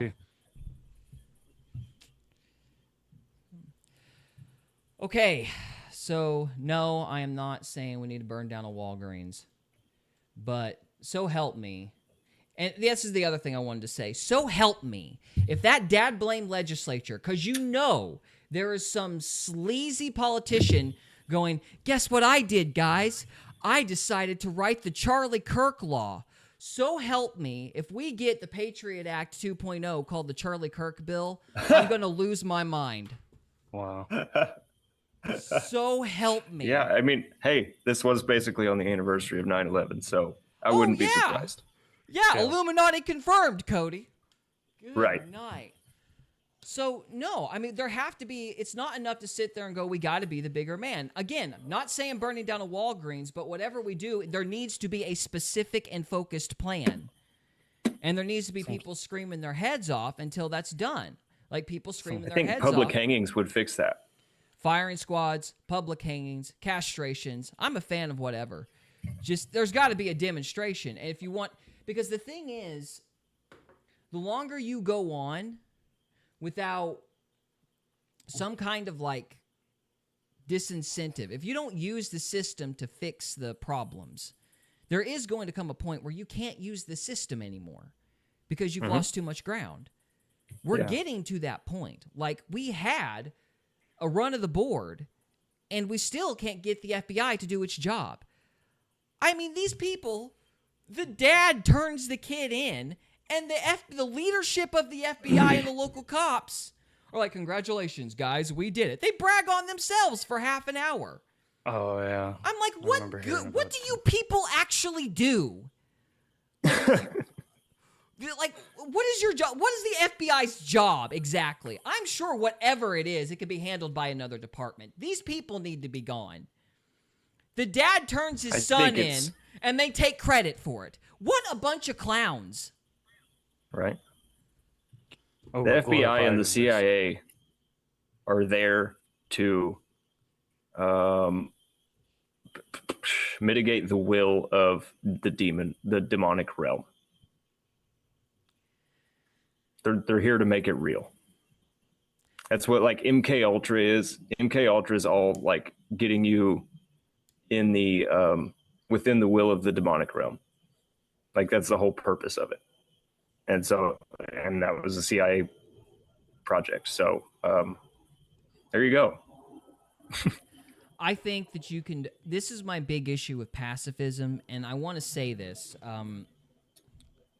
Charlie Kirk was right exactly where he needed to be, and he was doing exactly the right thing. He was talking to those college kids. He was, being peaceful, having debate, fostering debate. He was doing that with the right group, because those kids, for as much as they scream and yell and act ridiculous, even the leftists, they're still alive. Like, those are still people that feel. And even though they're messed up, even though they're wrong, they're manipulated. And I've been trying to think of a way to classify this, because to be perfectly blunt, I was going to say these people aren't people, and Jess said, don't say that, you idiot. So I had to come up with another way to classify all this, and I think I've found some kind of system to say this right. There's 3 types of evil in the world. There are the manipulated, there are the mercenaries, and then there are the malignant. They're not the malignant. I'm going to say malicious, but that's not right, because malicious, malevolent. That was the word I was looking for. Malevolent. So the manipulated, the mercenaries, and the malevolent. Now, these college kids and most people you meet in your life, they're manipulated. They're lied to. They believe lies. They react in an over-the-top manner. That's generally pretty popular with the young. And those kinds of people are the people you can talk to and debate with. You can, and that's fine. The mercenaries are the people that are like the media, the people that read the teleprompter. And this is what I wish I could explain to people that when I was, okay, let me just tell a story to explain this. When I had my failed stint in the military, didn't even make it past basic, I sucked. But when I was trying to get into the military, I was going in to be a psychological operations. And the way that was pitched to me was, you're going to write scripts for media, and you are going to start on-the-ground campaigns to overthrow countries. That was what they told me the job was. And so all this crap isn't a conspiracy theory. There is a department of the Army devoted to it. What you are seeing right now, there is an entire department of the Army that does this 24/7. Okay? Yep. So when those people that are calling you a Nazi are on, the media, MSNBC, CNN, whatever, you Or have a to... fascist. Or a fascist, whatever, yeah. They don't feel a thing, and they don't believe it. They're saying it because they're told. Yeah. And I've been in those shoes before. Like, this Have is you? true. Like, I mean, I've been defensive before. It's just, it's where you operate at, Mm-hmm. you know? Yeah. I mean, they don't. I mean, just being defensive, you're like, whenever you get defensive, you have to regurgitate something. You can't have, What you know I'm what I mean? Like, yes, but if you're defensive, you have no original thought. You're stupid. So you have to regurgitate stuff. So you get mhm. party lines and rhetoric that you're fed. You Yeah. project what you know. That's what the manipulated do. This class gets paid to call you a Nazi. They don't know why, and they don't care why. They are emotional Okay, voids. I see what you're saying. They're emotional. I thought you were talking about voids. shit posters. No. That I would put them in the manipulated. The mercenary are these guys in the mainstream media. First Right. of all, they call you a Nazi, and they're calling you a Nazi because what they mean in English is shoot this guy. Somebody shoot this guy. They know why they're saying that term. And I'm not saying we need to ban the term. I'm saying we need to say that play them saying that term over and over and over again with the express understanding that every time they use that term, most people don't think about it this way, but they specifically are thinking, shoot this guy. And when they say that term, knowing what it means, they feel nothing, they don't believe it, they're emotionally dead. They have been given marching orders for a social revolution by another class of people, the intelligence branches. And while they're saying this stuff, like, this is why, while they're saying this stuff, they don't feel anything. This is why we played that Salem radio video, Trevor, several live streams back. We showed them playing.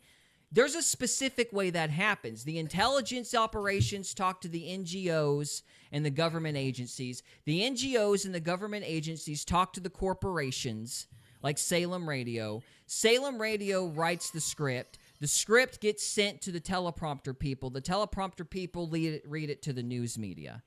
There's an entire chain where the narratives that this country are fed are started from the intelligence branches, who are probably being paid by a foreign actor, be it China, some bank or something. It could be anybody. There's always like competing interests, but who is the they that's orchestrating all of this, Gary? I think it is the billionaires out of Europe. So this would be Soros, Schwab, the bankers out of Europe, and there's this kind of, I call them the British academia class. It's not exactly right. I know you're grinning at me because you want me to say Israel. I'm not going to say Israel. No. I was talking about the demonic realm. Oh, the demonic realm. I thought you were going another direction with that then. Never mind. I'm a jackwagon. Ignore me. You're so anti-Semitic, Gary. I know, right? I thought you were trying to lead me into a noose, but... Gotcha. Anyway. No, I love the Jews. I mean, I do too. I'm just saying that whole argument annoys me because the CIA and Mossad, MI6, they're all the same people. They all basically come from the OSS. It's the same crowd. And ultimately, it is the demonic, which gets to the third class of evil, the malevolent. And the only way I can describe these people is, and I kind of wish we got to talk to Mr. Buzz about this a little bit, but we didn't quite get there. I've met two people like this in my life. And I'm not saying this to go, woe is me, but I'm trying to establish a contrast. I'm fairly certain if I'd let that tweaker into my house, she and her boyfriend would have tried to kill me and my wife and my kid. And when I was mugged in Seattle, I'm pretty sure that guy was trying to kill me. Do I know that empirically? No, I can't read their minds. But when somebody's got a freaking metal thing in their hand and they've got it raised up like they're going to knock you in the back of the head, it's probably a good inference they meant to try to hurt you at the very least. But that being said, those guys were still alive. They were still human, and they are not the kind of evil I'm talking about here.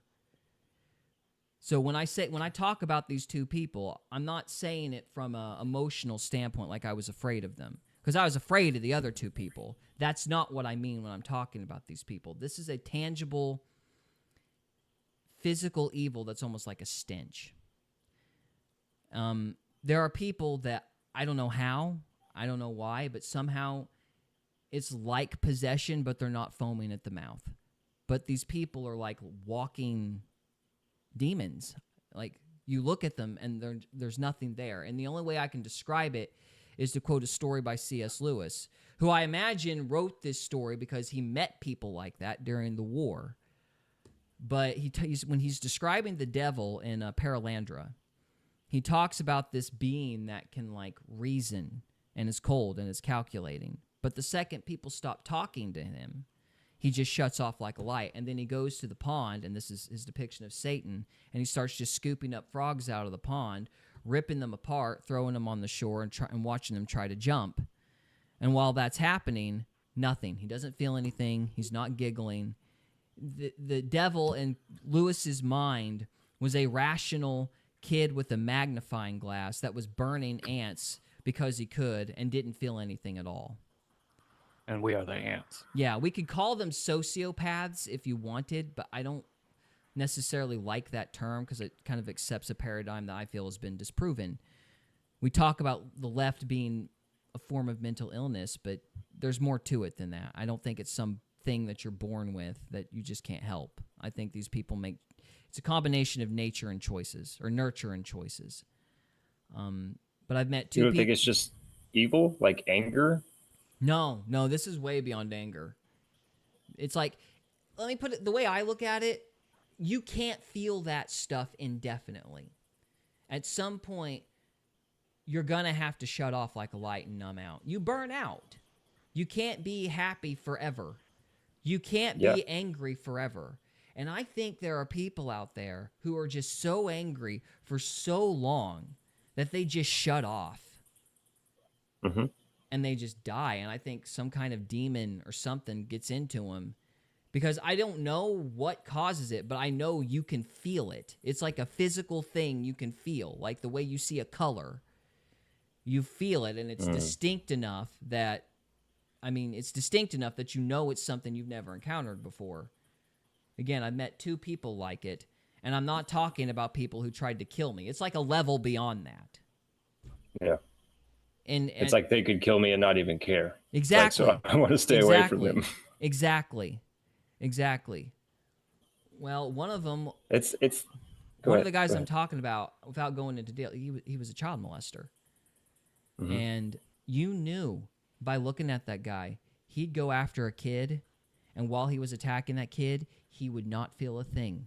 He would not feel joy. He would not feel hate. He was not gratifying some impulse. He was just doing it because the only thing and this is the word Jess was wanting me to avoid using, but the only thing I could think to describe the guy was he was an animal. He was doing it because that's what he does. And it is impossible to admit that there are, it's difficult to admit that people like that actually exist in the world, but they do. Mm-hmm. They're terrifying when you meet them. It's a whole other level. That tweaker was desperate. She wanted to get high. She was scared she was out of money. Yes, it was bad to try to break into my house, but she had reasons. That guy that tried to knock me back in the head was probably out of money and wanted more crack. That's evil, but that's a reason. This thing that I met didn't have a reason, and you could tell because there was just no fear, nothing, complete disconnect. And I would argue that the people pushing this are the people that are running stuff upstairs. Because the second guy I met, he was a billionaire. And it was during the show I was producing. And he started telling us after the Zoom meeting we had with him, he started talking about how he was in the middle of overthrowing a country just for a book. This is what he told us. Now, maybe the dude was lying, but I'll tell you this. While he was talking, the whole atmosphere in the room changed. And you saw the emotion, just like, if anything, he was bragging and trying to see if he could impress us, but that's it. It just went turned off. You know what I'm saying? Turned off like a light. Mm-hmm. And he was killing people, and what he was telling us was that he was killing people in some random tiny country in Africa just to war game it to see if he could. That's what he told us. And he wasn't, there's nothing there. Not a person. You can't debate with something like that. Nope. I don't know if you could even You gotta debate use with... you gotta use some pretty heavy words, I think. Because Okay, I think a lot of these people that you're talking about, Mm-hmm. a lot of these people that you're talking about, they know the Bible Mm-hmm. well. And I don't know. I just feel like, you know, if you were friends with somebody for years and they turned their back on you and you know, they were bad, saying something like they know not what they do to that person, or not, sorry, I'm distracted. No, you're fine. To that person, like if you were to say, I never knew you when you knew him for years, like when you use really heavy words like that with people, I think it'll make something click. But I don't know. I think there is exceptions. I don't think everyone is totally evacuated. I think there are words that will bring people back out of that, is what I'm saying. Maybe. I wouldn't have the foggiest idea how myself. Yeah. But I guarantee you an academic debate isn't going to do it. No. Because they're not listening to logic. To have Right. an Not if it's academic. It has to be Right. something that makes them feel something. Exactly. And I wouldn't know. Right. I think you'd have to know the person on an intimate I level think so, too. to pull them out. But Like Jesus knew everybody intimately. right. But the context of what not Beck, but because Beck's been fine this week, I'm not mad at him specifically, but there have been people out there that peace, peace, peace, peace, peace. They don't mean peace. They mean apathy. They're just trying to quell reactionaries because they don't want the right to look bad. And I'm like, look, debate's fine. And listen, Charlie Kirk was doing exactly what he was supposed to be doing. Like he was talking to the right people and doing the right thing and fostering a culture of conversation and debate with exactly the people that needed to have that fostered with. And I'm talking about the college left. And if more people were like Charlie Kirk, we wouldn't be in this situation. I mean, I'm a little mad because there's some people out there that have been saying that Charlie Kirk should have had better security and he should have done this and he should have done that. But I think Jack Posobiec said it best. Charlie Kirk knew what he was doing, and he made that choice willingly. Yeah. And he wasn't stupid. He was a martyr. And he went in there knowing what could happen.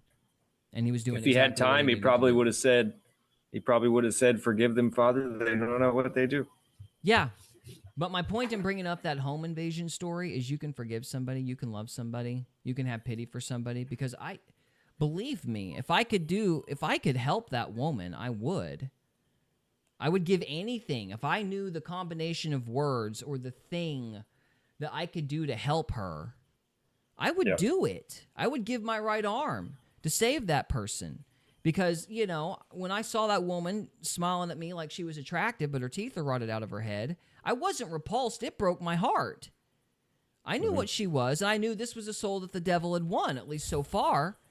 I still didn't let her in my house. Right.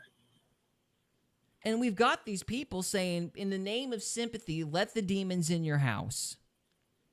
Yep.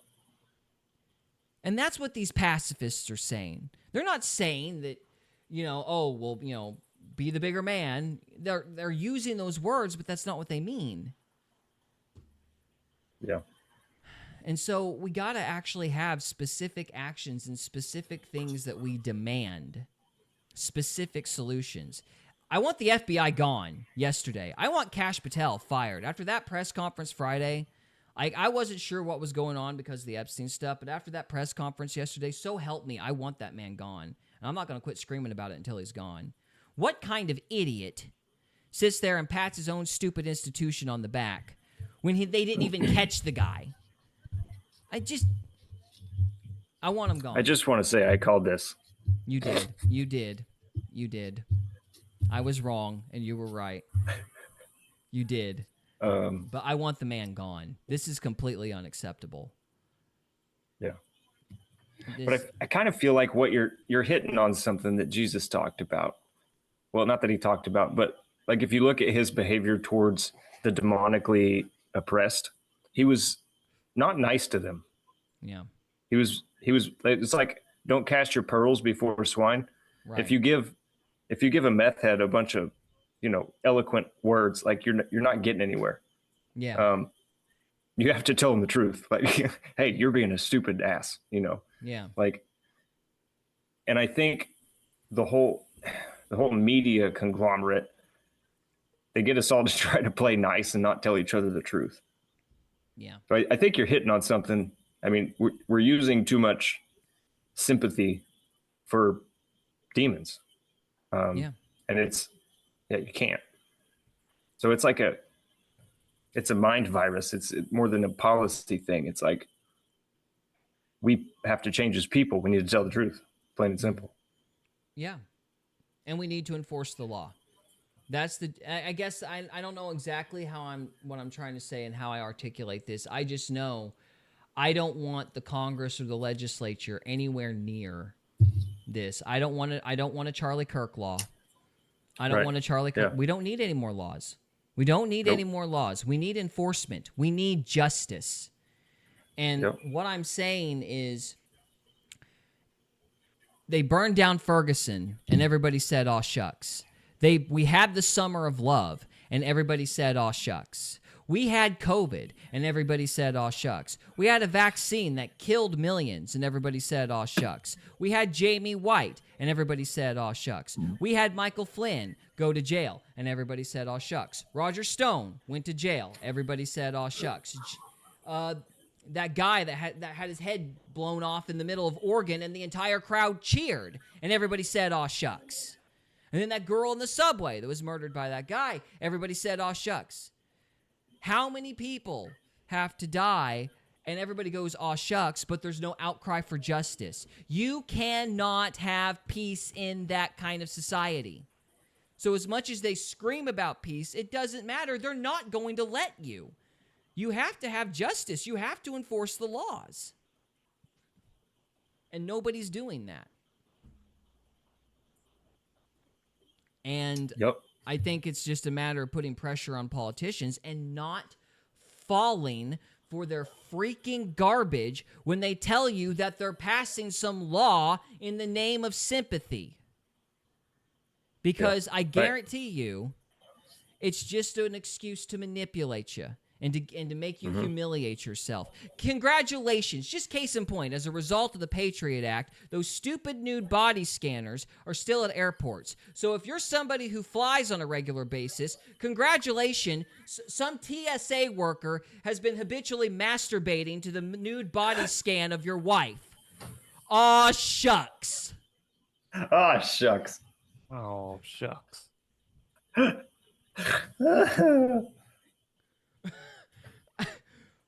But we're supposed to have sympathy. We have to feel sorry for the dude masturbating to the nude body scan of my wife. We have to pity him. Right. It's got to stop. We don't need any more laws. We don't need any more legislation. We don't need any more crap and caveats.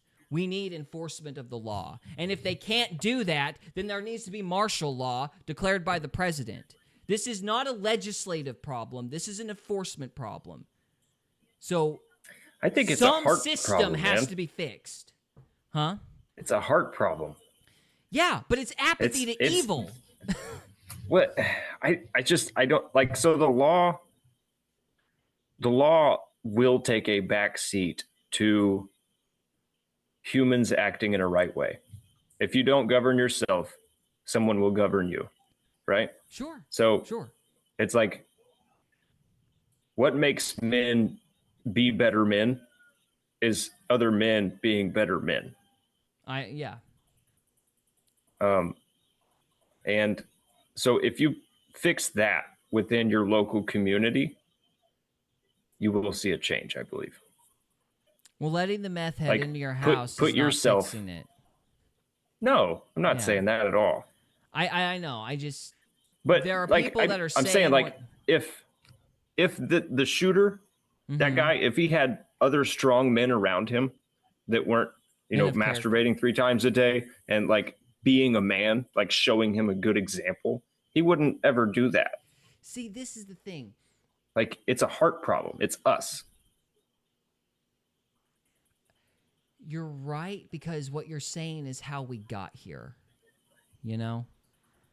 But the thing that I'm trying to emphasize is while you're not saying anything wrong, but there's another component to this.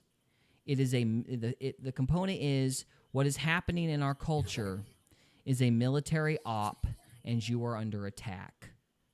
Mm-hmm. It is a specific thing that is happening that has been coordinated and planned. That sniper, that kid that is going to be executed, hopefully, and punished for his crimes. That kid was built. He was built. He was engineered, which is why all the people on Twitter who were cheering for Charlie Kirk's death were teachers and people that are actually in charge of your kids. Mm-hmm. He was made. Yes, he made bad choices, and he may have been surrounded by weak men, and maybe there was or wasn't something more that could have been done in terms of his environment. But the fact of the matter is, the kid's still fighting an uphill battle no matter how good the environment is, because the teachers and the professors and the people that have been given authority in his life have all conspired, whether they know it or not. They're part of a military op that is meant to turn that kid into a radical. And it is organized, and I cannot understate how organized it is. In fact, case in point, I have a friend, somebody I consider a friend, in Seattle. And what he does to fight Antifa is he goes around and he scrapes off those little bumper stickers that they stick on buildings and they stick on poles and everything else. Because the Antifa people, the terrorists, the communists, will communicate using those bumper stickers. They'll talk to each other. They'll say, hey, call this number to be here or go there. And they'll disguise it as rallies and all the rest of it. But they figured out that they communicate through these stickers. And so he goes around and scrapes them off with like an ice scraper. We called him jokingly Batman. Because it was bold, and he's been shouted down or shouted at by Antifa people because he was doing that. Like, it's not safe to do that because they know what he's doing. Yeah. And the thing is I was taught that I would be doing something like that before I ever tried to join the army. I mean, I didn't think about stickers. I was thinking flyers when it was explained to me. But the concept is you organize this ground game to create activists that are going to be soldiers. This is a military op. And the death of that girl on the subway, the death of Jamie White, and the death of Charlie Kirk, all that stuff is connected. It's not just random crime. It's an op. Those mentally ill people are released with the express purpose of doing what they did. That guy that killed the girl on the subway, arrested 14 times. Yeah. You know who else was arrested multiple times and committed a heinous act finally? Charles Manson. And you know who Charles Manson was connected to? CIA. Wait, they were both arrested 14 times? I don't know if Charles Manson was arrested 14 times. He was arrested multiple times. Multiple arrests, no reason to let the guy go. The guy gets let go, and then it finally does something completely over the top that gets him in jail for good. Yeah. That's CIA. And they've done that for forever. This is an op, and people are under attack. It's not a particularly hard op to beat because all it requires is enforcement of the law, but you have to find a way to enforce the law. And the question is, can we still enforce the law in this country? Because I guarantee you that clown show at the FBI ain't going to do it. Yeah. I think people need So to it has to be the people? Well, I think, yes, in a certain way. The people have to get on the phone with Trump and be like, fire Kash Patel now.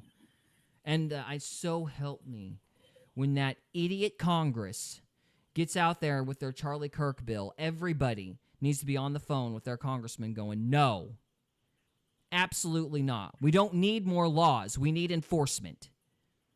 Yeah. And there just needs to be a degree of focus. Yes, it needs to be the people, and yes, people need to not be violent, but there's got to be more focus in how to solve and stop this problem than there has been so far. Yeah. So, Well, yeah. we don't I need mean, more gun control either. Yeah, we I've don't heard a need- lot of Second Amendment stories, like, people pulling guns on people like that. The problem is colleges don't allow guns. I mean, Mhm. plain and simple. If they would, this wouldn't happen. Yeah. Right. Yeah, I also think any government NGO that's taken foreign money needs to be shut down yesterday.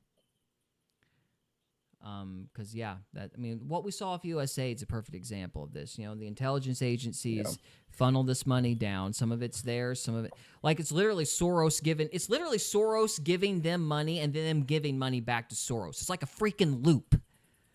Any system. It's like that billionaire you were talking about that was, causing disruption in Africa. Like he's going to get all that back, obviously. Yeah. With interest. Yeah. Yeah. Oh, he was going to make a killing, I'm sure. Yeah. But how is he funneling that money? They do it. It's a common thing to do. It's through the NGOs. They funnel that money to the government, and the government funnels that money back to them through NGOs. Yeah. It's got to stop. Anybody doing that's got to get shut down. And there needs to be more focus. And yeah, it's getting better. And look, they wouldn't have killed Charlie Kirk if they weren't losing. They did it because they're losing. And I just wish people need to understand that it's good and right to be mad for somebody else and to be mad that somebody else is suffering. I am livid because maybe this is selfish, maybe it isn't, but I'm 5 years older than Charlie Kirk. I have a young family too. I think we all have young families. And the idea that girl is not going to remember her dad pisses me off more than I can freaking speak. And I think it is good and righteous. Say that again. I missed it. Charlie Kirk's daughter's going to have very little memory of him. Oh, yeah. That makes me I'm very angry about that. Luckily, it's ticks me well off. documented, so she can go back and listen to his opinion on things, and she can garner some, fatherly direction from that. Yeah, and that's good. But I think it is good to be angry about that and to be angry on that family's behalf. That enrages me, and I feel like I should be enraged. Because how else are you supposed to be motivated? How else are you supposed to be motivated to change stuff? If we just kind of go, what's your plan of action? I just said What it. does anger tell you to do? I just said it. Go talk to Trump. Tell him to fire these people at the FBI, declare BLM a terrorist organization, declare Antifa a terrorist organization, declare any NGO that's taking foreign money, shut any NGO that's taking foreign money down, arrest Alexander Soros, tell the Congress to shut up whenever they start trying to push a Charlie Kirk law. All this could be done with phone calls. All this could be done with phone calls to politicians. But it's going to take focus. Yeah. Word. So I'm mad. And I want to stay mad. Not because I want to be bitter, and not because I'm mad at the sniper, but something's got to be done. Like, the purpose of anger is not to get bitter at people, because that's the point of understanding that evil is external in the world. Everybody is manipulated and entrapped, and they make bad choices. But at the end of the day, the devil is the enemy.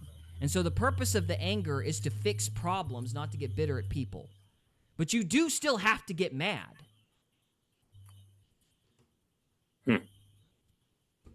So I don't feel like I need to be mad. Maybe you're a better man than I am. But I feel like anger has a purpose.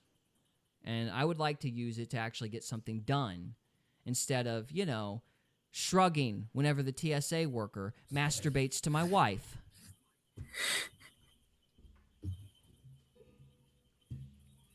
I mean, it's cool. a joke, but it's a true story that actually happens. And when there were TSA workers caught, I don't think any of them went to jail. No, they just got a slap on the wrist. And everybody went, aw, shucks. You should write a book called Aw Shucks. I just don't know what else to call it. Yeah. I mean, It's a mess. It's a mess. It's a mess. But you don't just get to this kind of place. It's like the point of bringing all that stuff up is that there's a progression that led us here. You know, you don't just wake up in the 60s. It's years of apathy that leads to assassinations, that leads to people being emboldened to make these kinds of bad decisions. And if that apathy, if this aw shucks continues, they're going to start going after the grid. They're going to start doing crap that makes people en masse not be able to eat. Like, they've already been practicing, unless you want to believe that all those chicken farms and cow farms and power plants and infrastructure that got bombed during the Obama administration, that was all an accident. Weird accident, how all those facilities got destroyed during the Biden administration, and then it just magically stopped. Weird pile of coincidences. Oh, shucks. Aw, shucks. Conspiracy, man. But they've been practicing. I'm sorry. Go on, Cody. I'm sorry. You said evil is external. You don't believe evil is within you? I think we can choose evil, but I think there are demons. I think it's there is a No, I mean, Satan. is it in you? What do you mean? Like, when I say evil is within me, I mean the capacity to do evil. That is, to do these bad things. It's a spirit. Evil's a spirit. It's legion. I don't know if I agree with that. uh, I think there are demons that are evil. Like, you've seen these demons. You know that they're like basically hate. That's what they are. Like, it's literally like if hatred could be given a mind. Like, these things don't have a particular reason to hate. They don't have a particular reason to do bad things. The devil in Paralandra didn't have a particular reason to rip the frogs apart. It's just what they do. They're like elemental. And There that's is a not reason, that's though. not humans. That's not human. Humans They're make trying- bad choices, but they make bad choices because they have they have free will. They have the propensity to choose the external good or the external evil. That's not the same thing. And yes, we get tainted by that evil when we choose it, meaning it makes us more likely to do evil the next time. But that's not the same thing as saying you have a little demon in you or some kind of spiritual thing that's in you that prompts you to do evil. No, you're a sentient being with free will that's choosing between two external options. So if you mean by we're all a little bit evil, you mean like we have the ability to choose evil and to be evil, then yes, I would agree. If you're saying there's some kind of like little demon in the heart of every man, like a contagion, I don't agree with that. So it's whatever you mean by when you say every human has the propensity to be evil. Not a little demon in your heart. I mean, like it's a spirit. It's just like the Holy Ghost. I mean, it's the opposite of that. Like when you listen to it, when you get angry, it allows it to come through you. Well, I think we're describing the same thing in different ways again. Demons do what you're describing. You know, like they tempt people with those thoughts and those impulses to do bad things. People can choose to listen to them, or they can choose to listen to the Holy Spirit. So maybe we're describing it sounds like to me, we're describing the same thing in different ways. Sounds like the same thing, as just different aspects. Like That's it. everyone's got the demon on their shoulder and the Holy Spirit on their shoulder. Both are whispering, "You do this, do this." I mean, am I getting Depends something on wrong, which Cody? one you choose to. No, it's just like I feel like I understand external evil because of the evil that's within me. So I can empathize it. Okay, Like so I you're get saying it. So like you can put yourself in evil's shoes, and you couldn't do that unless you were a little bit evil yourself. yeah, the child molester that you talked about, to me it's like he's chasing the dragon. It's like a drug. He's thrill seeking. He's trying to feel. But he's burnt out, right? Mhm. Because molesting children is awful, and you shouldn't ever fucking do that. And if you do that, you should not exist. A So, bad intro. but it's like, I don't know. I lost my train of thought. No, you're okay, man. Speaking of Chasing the dragon. That's what I was going to hit on. It's like the dragon, man. yeah, it's like a drug. It's like you're trying to feel. That's demons can't feel, and they want to feel. They're jealous. And so they make us do bad stuff to try to feel. Yeah. I don't know if I agree with that. I agree with like I think the first part of what you said, but I don't think I agree with the second part. Before we go on with that, though, hold that thought. Bad intro's It's already back. gone, bro. I'm sorry? Said it's already gone, bro. Oh, sorry. Bad intro's back. He says, I feel like you finally got something right, wearing something comfortable for once. LOL. Well, He thank likes you. picking on you. He does. That's okay. That's okay. The what?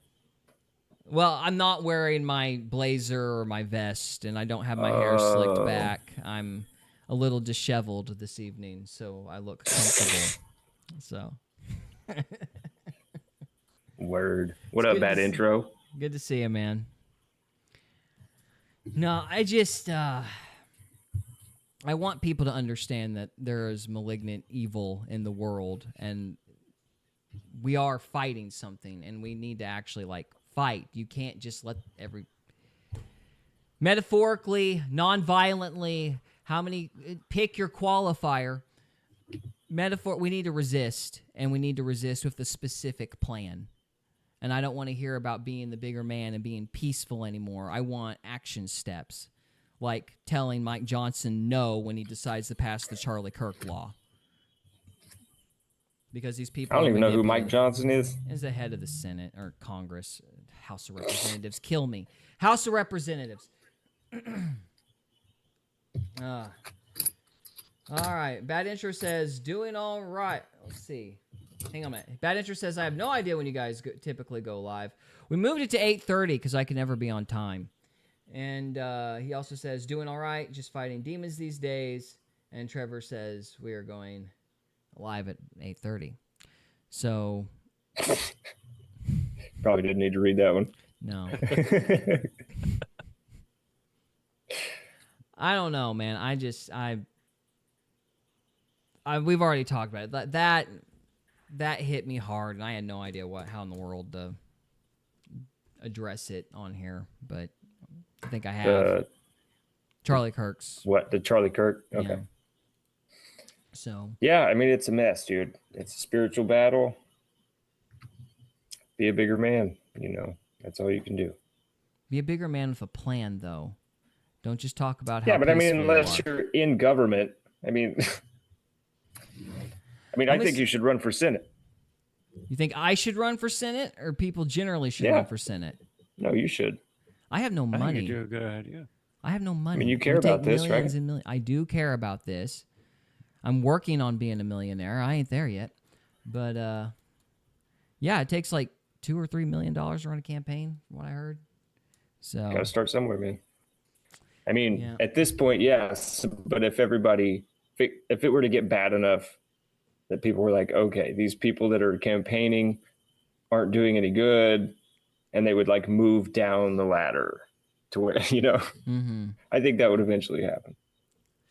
Well, hopefully, but It feels like the Overton window is shifting. I hope so. What's the Overton window? The mass populace's perspective on the world. Like what's too far? Oh. Like what people will accept. It's like another way of Yeah. saying frog in the kettle. So Yeah. The frogs are getting a little irritated. frogs are About to jump jumping out. out. Yeah. I'm not a frog, though. I'm a turtle. Yeah. Turtle.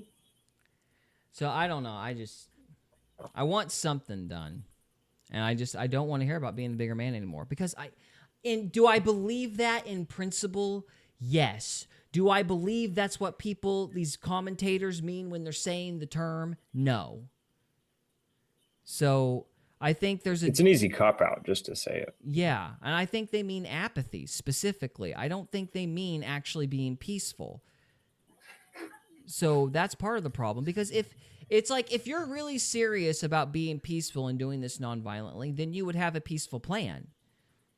Like when the founders were having this argument, what were they doing? What was the thing that they did to stay peaceful? They kept petitioning the king, which was a waste of time, but it was a specific action step, and it was something.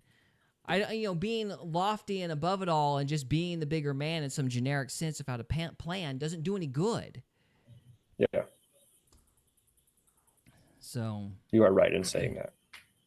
Bad intro says, never put a frog in a kettle. The only thing you can do is pray. When can speak out, but words do you have that will change the devil's mind? But what words do you have? what words do you have to change the devil's mind? Well, we were actually talking about that earlier tonight. We're talking about 3 kinds of evil that's been, I think, manifesting in society. I think you've got the manipulated, the mercenary, and the malevolent. And I think you can debate and you can talk to the manipulated, not all of them, but most of them, like these college kids. Generally most people you meet. But there's a class of people that are just calling you a Nazi, and when they say the word, they mean somebody shoot this guy. And they don't even feel anything when they say it. Even if they understand that's what they're saying, they're just saying it because they're paid. You can't debate with somebody who's that apathetic, and I don't think you can debate with somebody who's truly malevolent. So, yes, we need to have peaceful conversations with the people around us, because 99.9% of people aren't what I'm describing when I say mercenary and malevolent. But there is a class of people that I think are in charge that you can't debate with, and you have to do like justice and actual policies.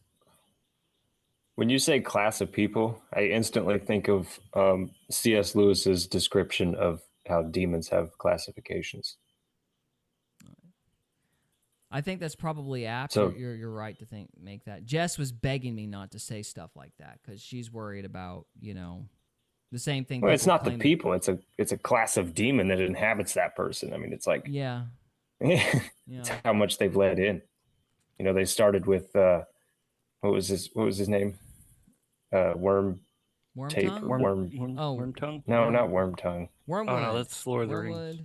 Wormwood. Wormwood. Yeah. Yeah, they start with the wormwood demon, and then they bump up to the old screw tape. Yeah. Yeah. There's like a ranking system to these things. Yeah. Yeah. No, I agree. It's just you can't debate everything. And I'm not saying we need violence. I'm saying we need a specific direct plan. I don't want to hear about being the bigger man and loving thy neighbor in some broad 3,000-foot sense. I want a plan.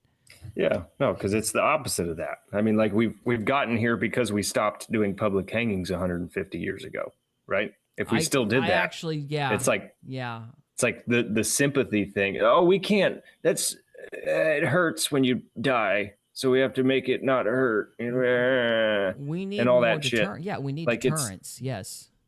Yeah, I mean, we need to follow the law that was already there, that we added sympathy into. Yeah, and that's what makes me mad, Cody. That's such a great point, because we could fix this without changing or adding a single solitary law. You are 100% right. So that's what It's really this ticks me off. sympathetic bullshit. Mm-hmm.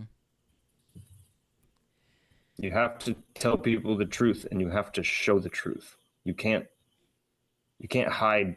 I don't know. Bring back the electric chair. Well, that just gives you the scope of how bad it is. Everything I said, declaring these guys terrorist organizations, taking out the people that are accepting foreign money, there's already laws on the books for all of that. Yep.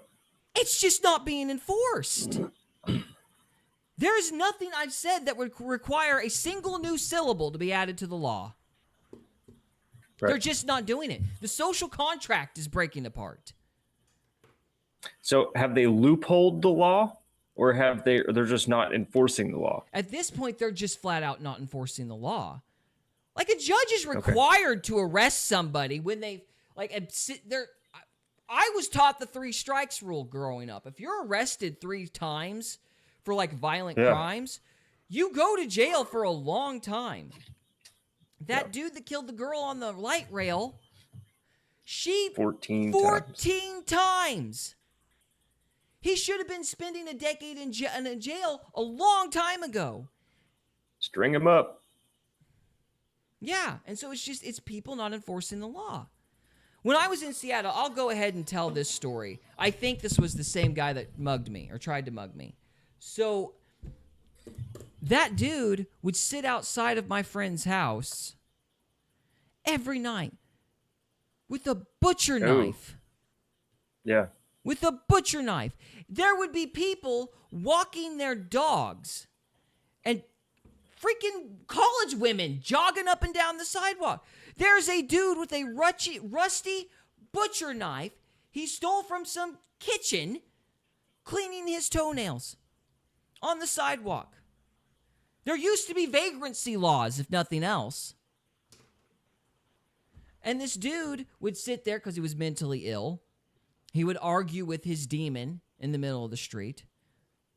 You know? Yep. I mean, and I called the cops multiple times on this dude. Because I was just waiting for him to stab one of those college kids. Cops never came. You need to enforce the laws that are already on the books. You don't need to do anything new. And there needs to be some pressure put on our law enforcement and politicians to just enforce what's already there. But they're going to sit there and go, aw, shucks, and then give us the Charlie Kirk traffic tickets? Okay. Yeah. Oh, you mean more traffic tickets? You want more traffic tickets? Stop the guy with the butcher knife. Oh, parking meters. Nah. You said parking meters, right? He doesn't have any money. Yeah, he doesn't have any money. What are you, insane? Oh, gosh. Bad Intro says that was sort of what I wrote, LOL. And then, not sympathetic, it's empathetic. Empathy leads to enabling.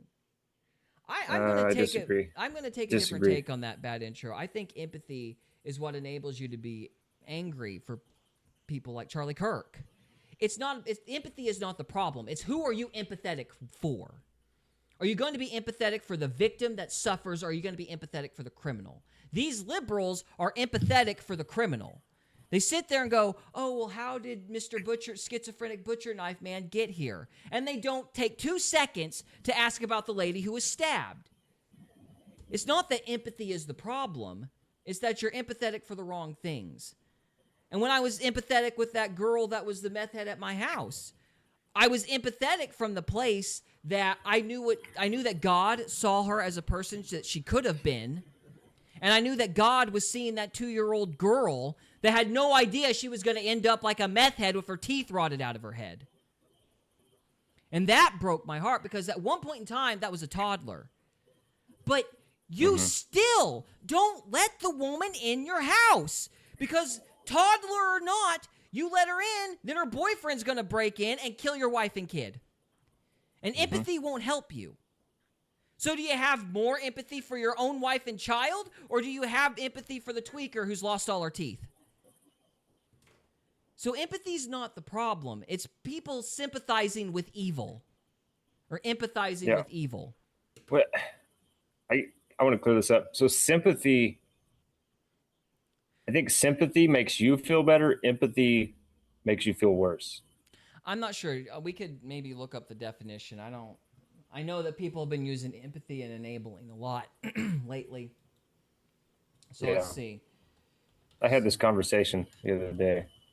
I was trying to think of a good way to put it. I think sympathy makes you feel better about yourself. Empathy makes you feel worse about yourself because you're understanding why the other person is that way. This is what the AI says. Maybe I can pull it up here. Let's see. Sorry, my stupid... Bad Intro says empathy is the ability to understand, share, and respond to the feelings and experiences of another person by seeing things from their perspective. Therefore, telling someone they are something They really aren't out of empathy for their situation. Yeah. Yeah, I think that's good. This is what the AI said. Sympathy is feeling sorry for someone's misfortune from from your own perspective, recognizing their suffering but not necessarily feeling it with them. Empathy is the ability to understand and share the feelings of another person, putting yourself in their shoes to truly feel their emotions and experience their situation from their point of view. So, I don't know if that clears anything up for anybody. It just sounds to me like they're the I don't same know. thing. Well, yeah, maybe. To me, sympathy is bullshit. Empathy is real. I think Maybe I'm wrong. no, I don't think you're. There's a right way and a wrong way to do both, and I think empathy is you need empathy to feel indignation. I think, but sympathy is just. Yeah, I don't know. I shouldn't speak on it because I'm not exactly sure what I think the distinctions are. I do know that if I didn't feel empathy, I wouldn't be as angry as I am. And I feel like it's right and good for me to be angry on somebody else's behalf. I'm not angry for anything for anything that's happened to me. This isn't about something I've went through, but just the idea that another family suffers, that's what prompts you to go, this has to change. You can't allow this suffering in the world. It's wrong that Charlie Kirk's wife is having to go through what she went through. That's wrong. That's an injustice, and that should make you mad. I think you need empathy to get to that genuine place of like actual righteous indignation. But the problem is when people empathize of evil, then it's just, okay, well, everything is, you're a victim of circumstance, and if we tweak this social rule, or we say this thing here, or we just, if we just adjust the parameters, because there's no inherent sense of justice. There's no should when you're empathizing with evil.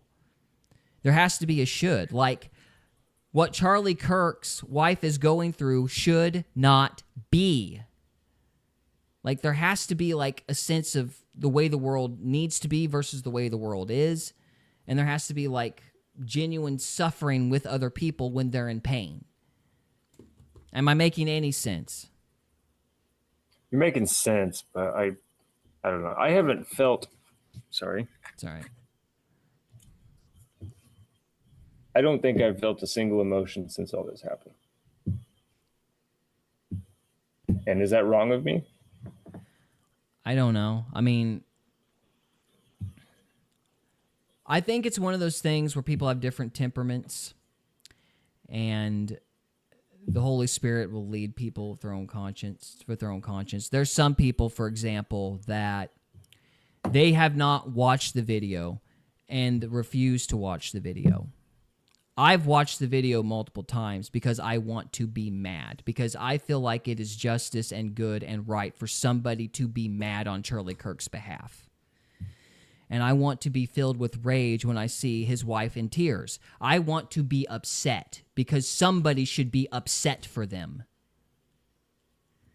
Is that better or worse? I don't know. Maybe it's a temperament thing. But I feel like it would be unjust for me to turn off that phone when Charlie Kirk's family can't turn off their situation. But how are your feelings helping Charlie Kirk's family unless they're watching this podcast? Because if I hadn't felt that, well, I'm not expecting them to watch this podcast. I do hope that some people watch this, and I hope that when the freaking legislature goes, hey, guys, we're going to pass the Charlie Kirk bill, the people that did watch this podcast will call their congressman and go, no, you're not. We don't need more laws. We need enforcement. Like, I'm trying to say what I think should be done, so if people agree with me on this podcast, they'll have a direction to go. There'll be an action step. I don't know if it'll fix it, but it's better than just being a better person in some vague academic sense. Mm-hmm. So, Bad Intro has some things that he said. Okay. Being mad. Sorry, Trevor. Go on. I apologize. Being mad does nothing but cause your body to stress itself. It is unhealthy. If you feel a righteous anger, then tell God your heart. Mad, not made. Sorry. I mean, it just releases cortisol into your body and drops your testosterone. Do you think Charlie's wife doesn't have cortisol in her body at the moment? Why should I not? Probably. Why should I avoid that when she can't? Because it's bad for you. Maybe I should suffer and pay. Maybe I should be in pain with her, and maybe I should take the physical consequences, what little equivalent I can. This freaking country doesn't understand the stakes of what's going on. And that doesn't understand that if this continues, there will be 1 million Charlie Kirks and 1 million widows. And if you don't understand that sooner, you will understand it later. So yeah, a little cortisol in the blood now might save somebody from starving later. Maybe.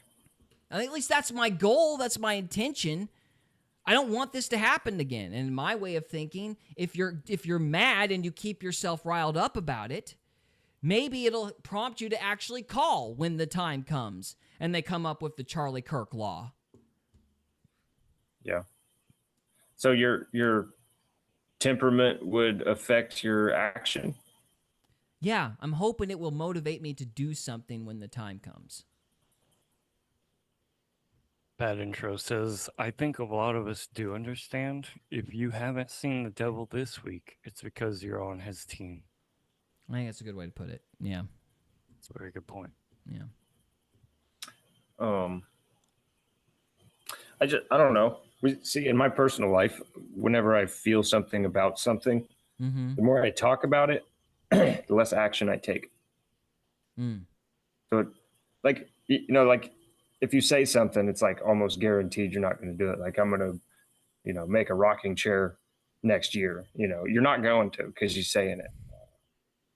Right. So I understand what you're getting at. Yeah. Yeah. Just do the thing. Like whenever you feel all that emotion and you talk about it and yada, yada, yada, like you're getting out that stress that thing caused in you. Like you're expressing it. So you're getting it out, and which defeats the later action that you would have taken. Talk yourself out of it, basically. I think that's another one of those temperament things. You blow your load. You blow your load on your being stressed out and talking about it. And by the time it's time to actually do something about it, do the thing, you just have no motivation left. I think there's some validity to what you're saying. I think that's a temperament thing, though. I think that some people say that stuff out loud so they'll feel pressure because they don't want to be made a liar to actually do actions later. Like if I sit there and say I'm going to write a book and then I don't, I'm a liar, and everybody's going to kind of go, that's the guy that said he was going to write a book and didn't, and you don't want that. So if you state your intentions publicly and make them known, that puts pressure on you to actually do something in the future. So I kind of feel like talking about it is important in that respect. Maybe. So, but again, maybe it's just different things work with different people when it comes to what's actually going to prompt action. So, but anyway. Word. Yeah. Well, I'm done.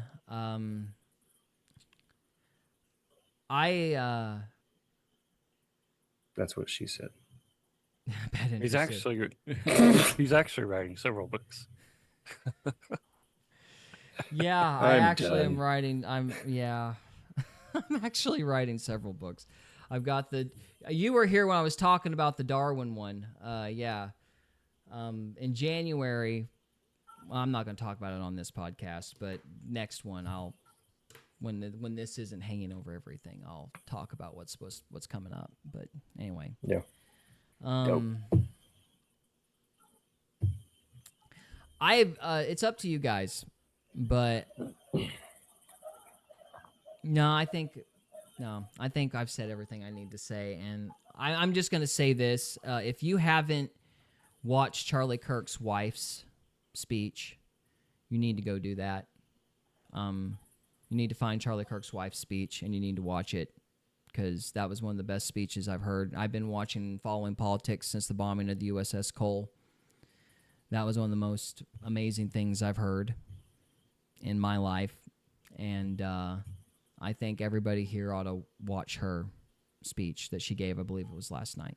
So you need to, find Charlie Kirk's wife's, what's her name? I'm sorry. Hang on. If I can find it quickly. Charlene. Uh-huh. Just kidding. Clearly. Erica. Erica. Erica that's it. Kirk. Yeah. You need to watch Erica Kirk's speech. It's one of the best speeches I've ever heard in my life. And hang on a minute. I'm trying to do my fade in, but my cursor's not cooperating. Yeah. Fade it. I was gonna play it here, but I don't. I kind of feel like that would be wrong somehow, so I'm not going to. I would just recommend that you watch it for yourselves in your own time, because it was very powerful. And that's all I have, guys. You guys got any final thoughts? No, sir. What about you, Trevor? May you rest in peace. May Charlie Kirk rest in peace. Yep. Bad intro. Thank you very, very much for joining us, man. Really appreciate it. And Mr. Buzz, if you're still watching, thank you for allowing us to stumble through our attempt to be interviewers. We appreciate it. Indeed. You did He a was wonderful job, and we really enjoyed that talk. Sorry, Cody. You're a Go cool on. guy. Yeah. No, you're good. Yeah. All right, well, guys, if we're all done, and we're all done, right? Anybody got anything to say? Nope. Okay. All right, with all that said, guys, thank you so much for watching, and we'll see you next time.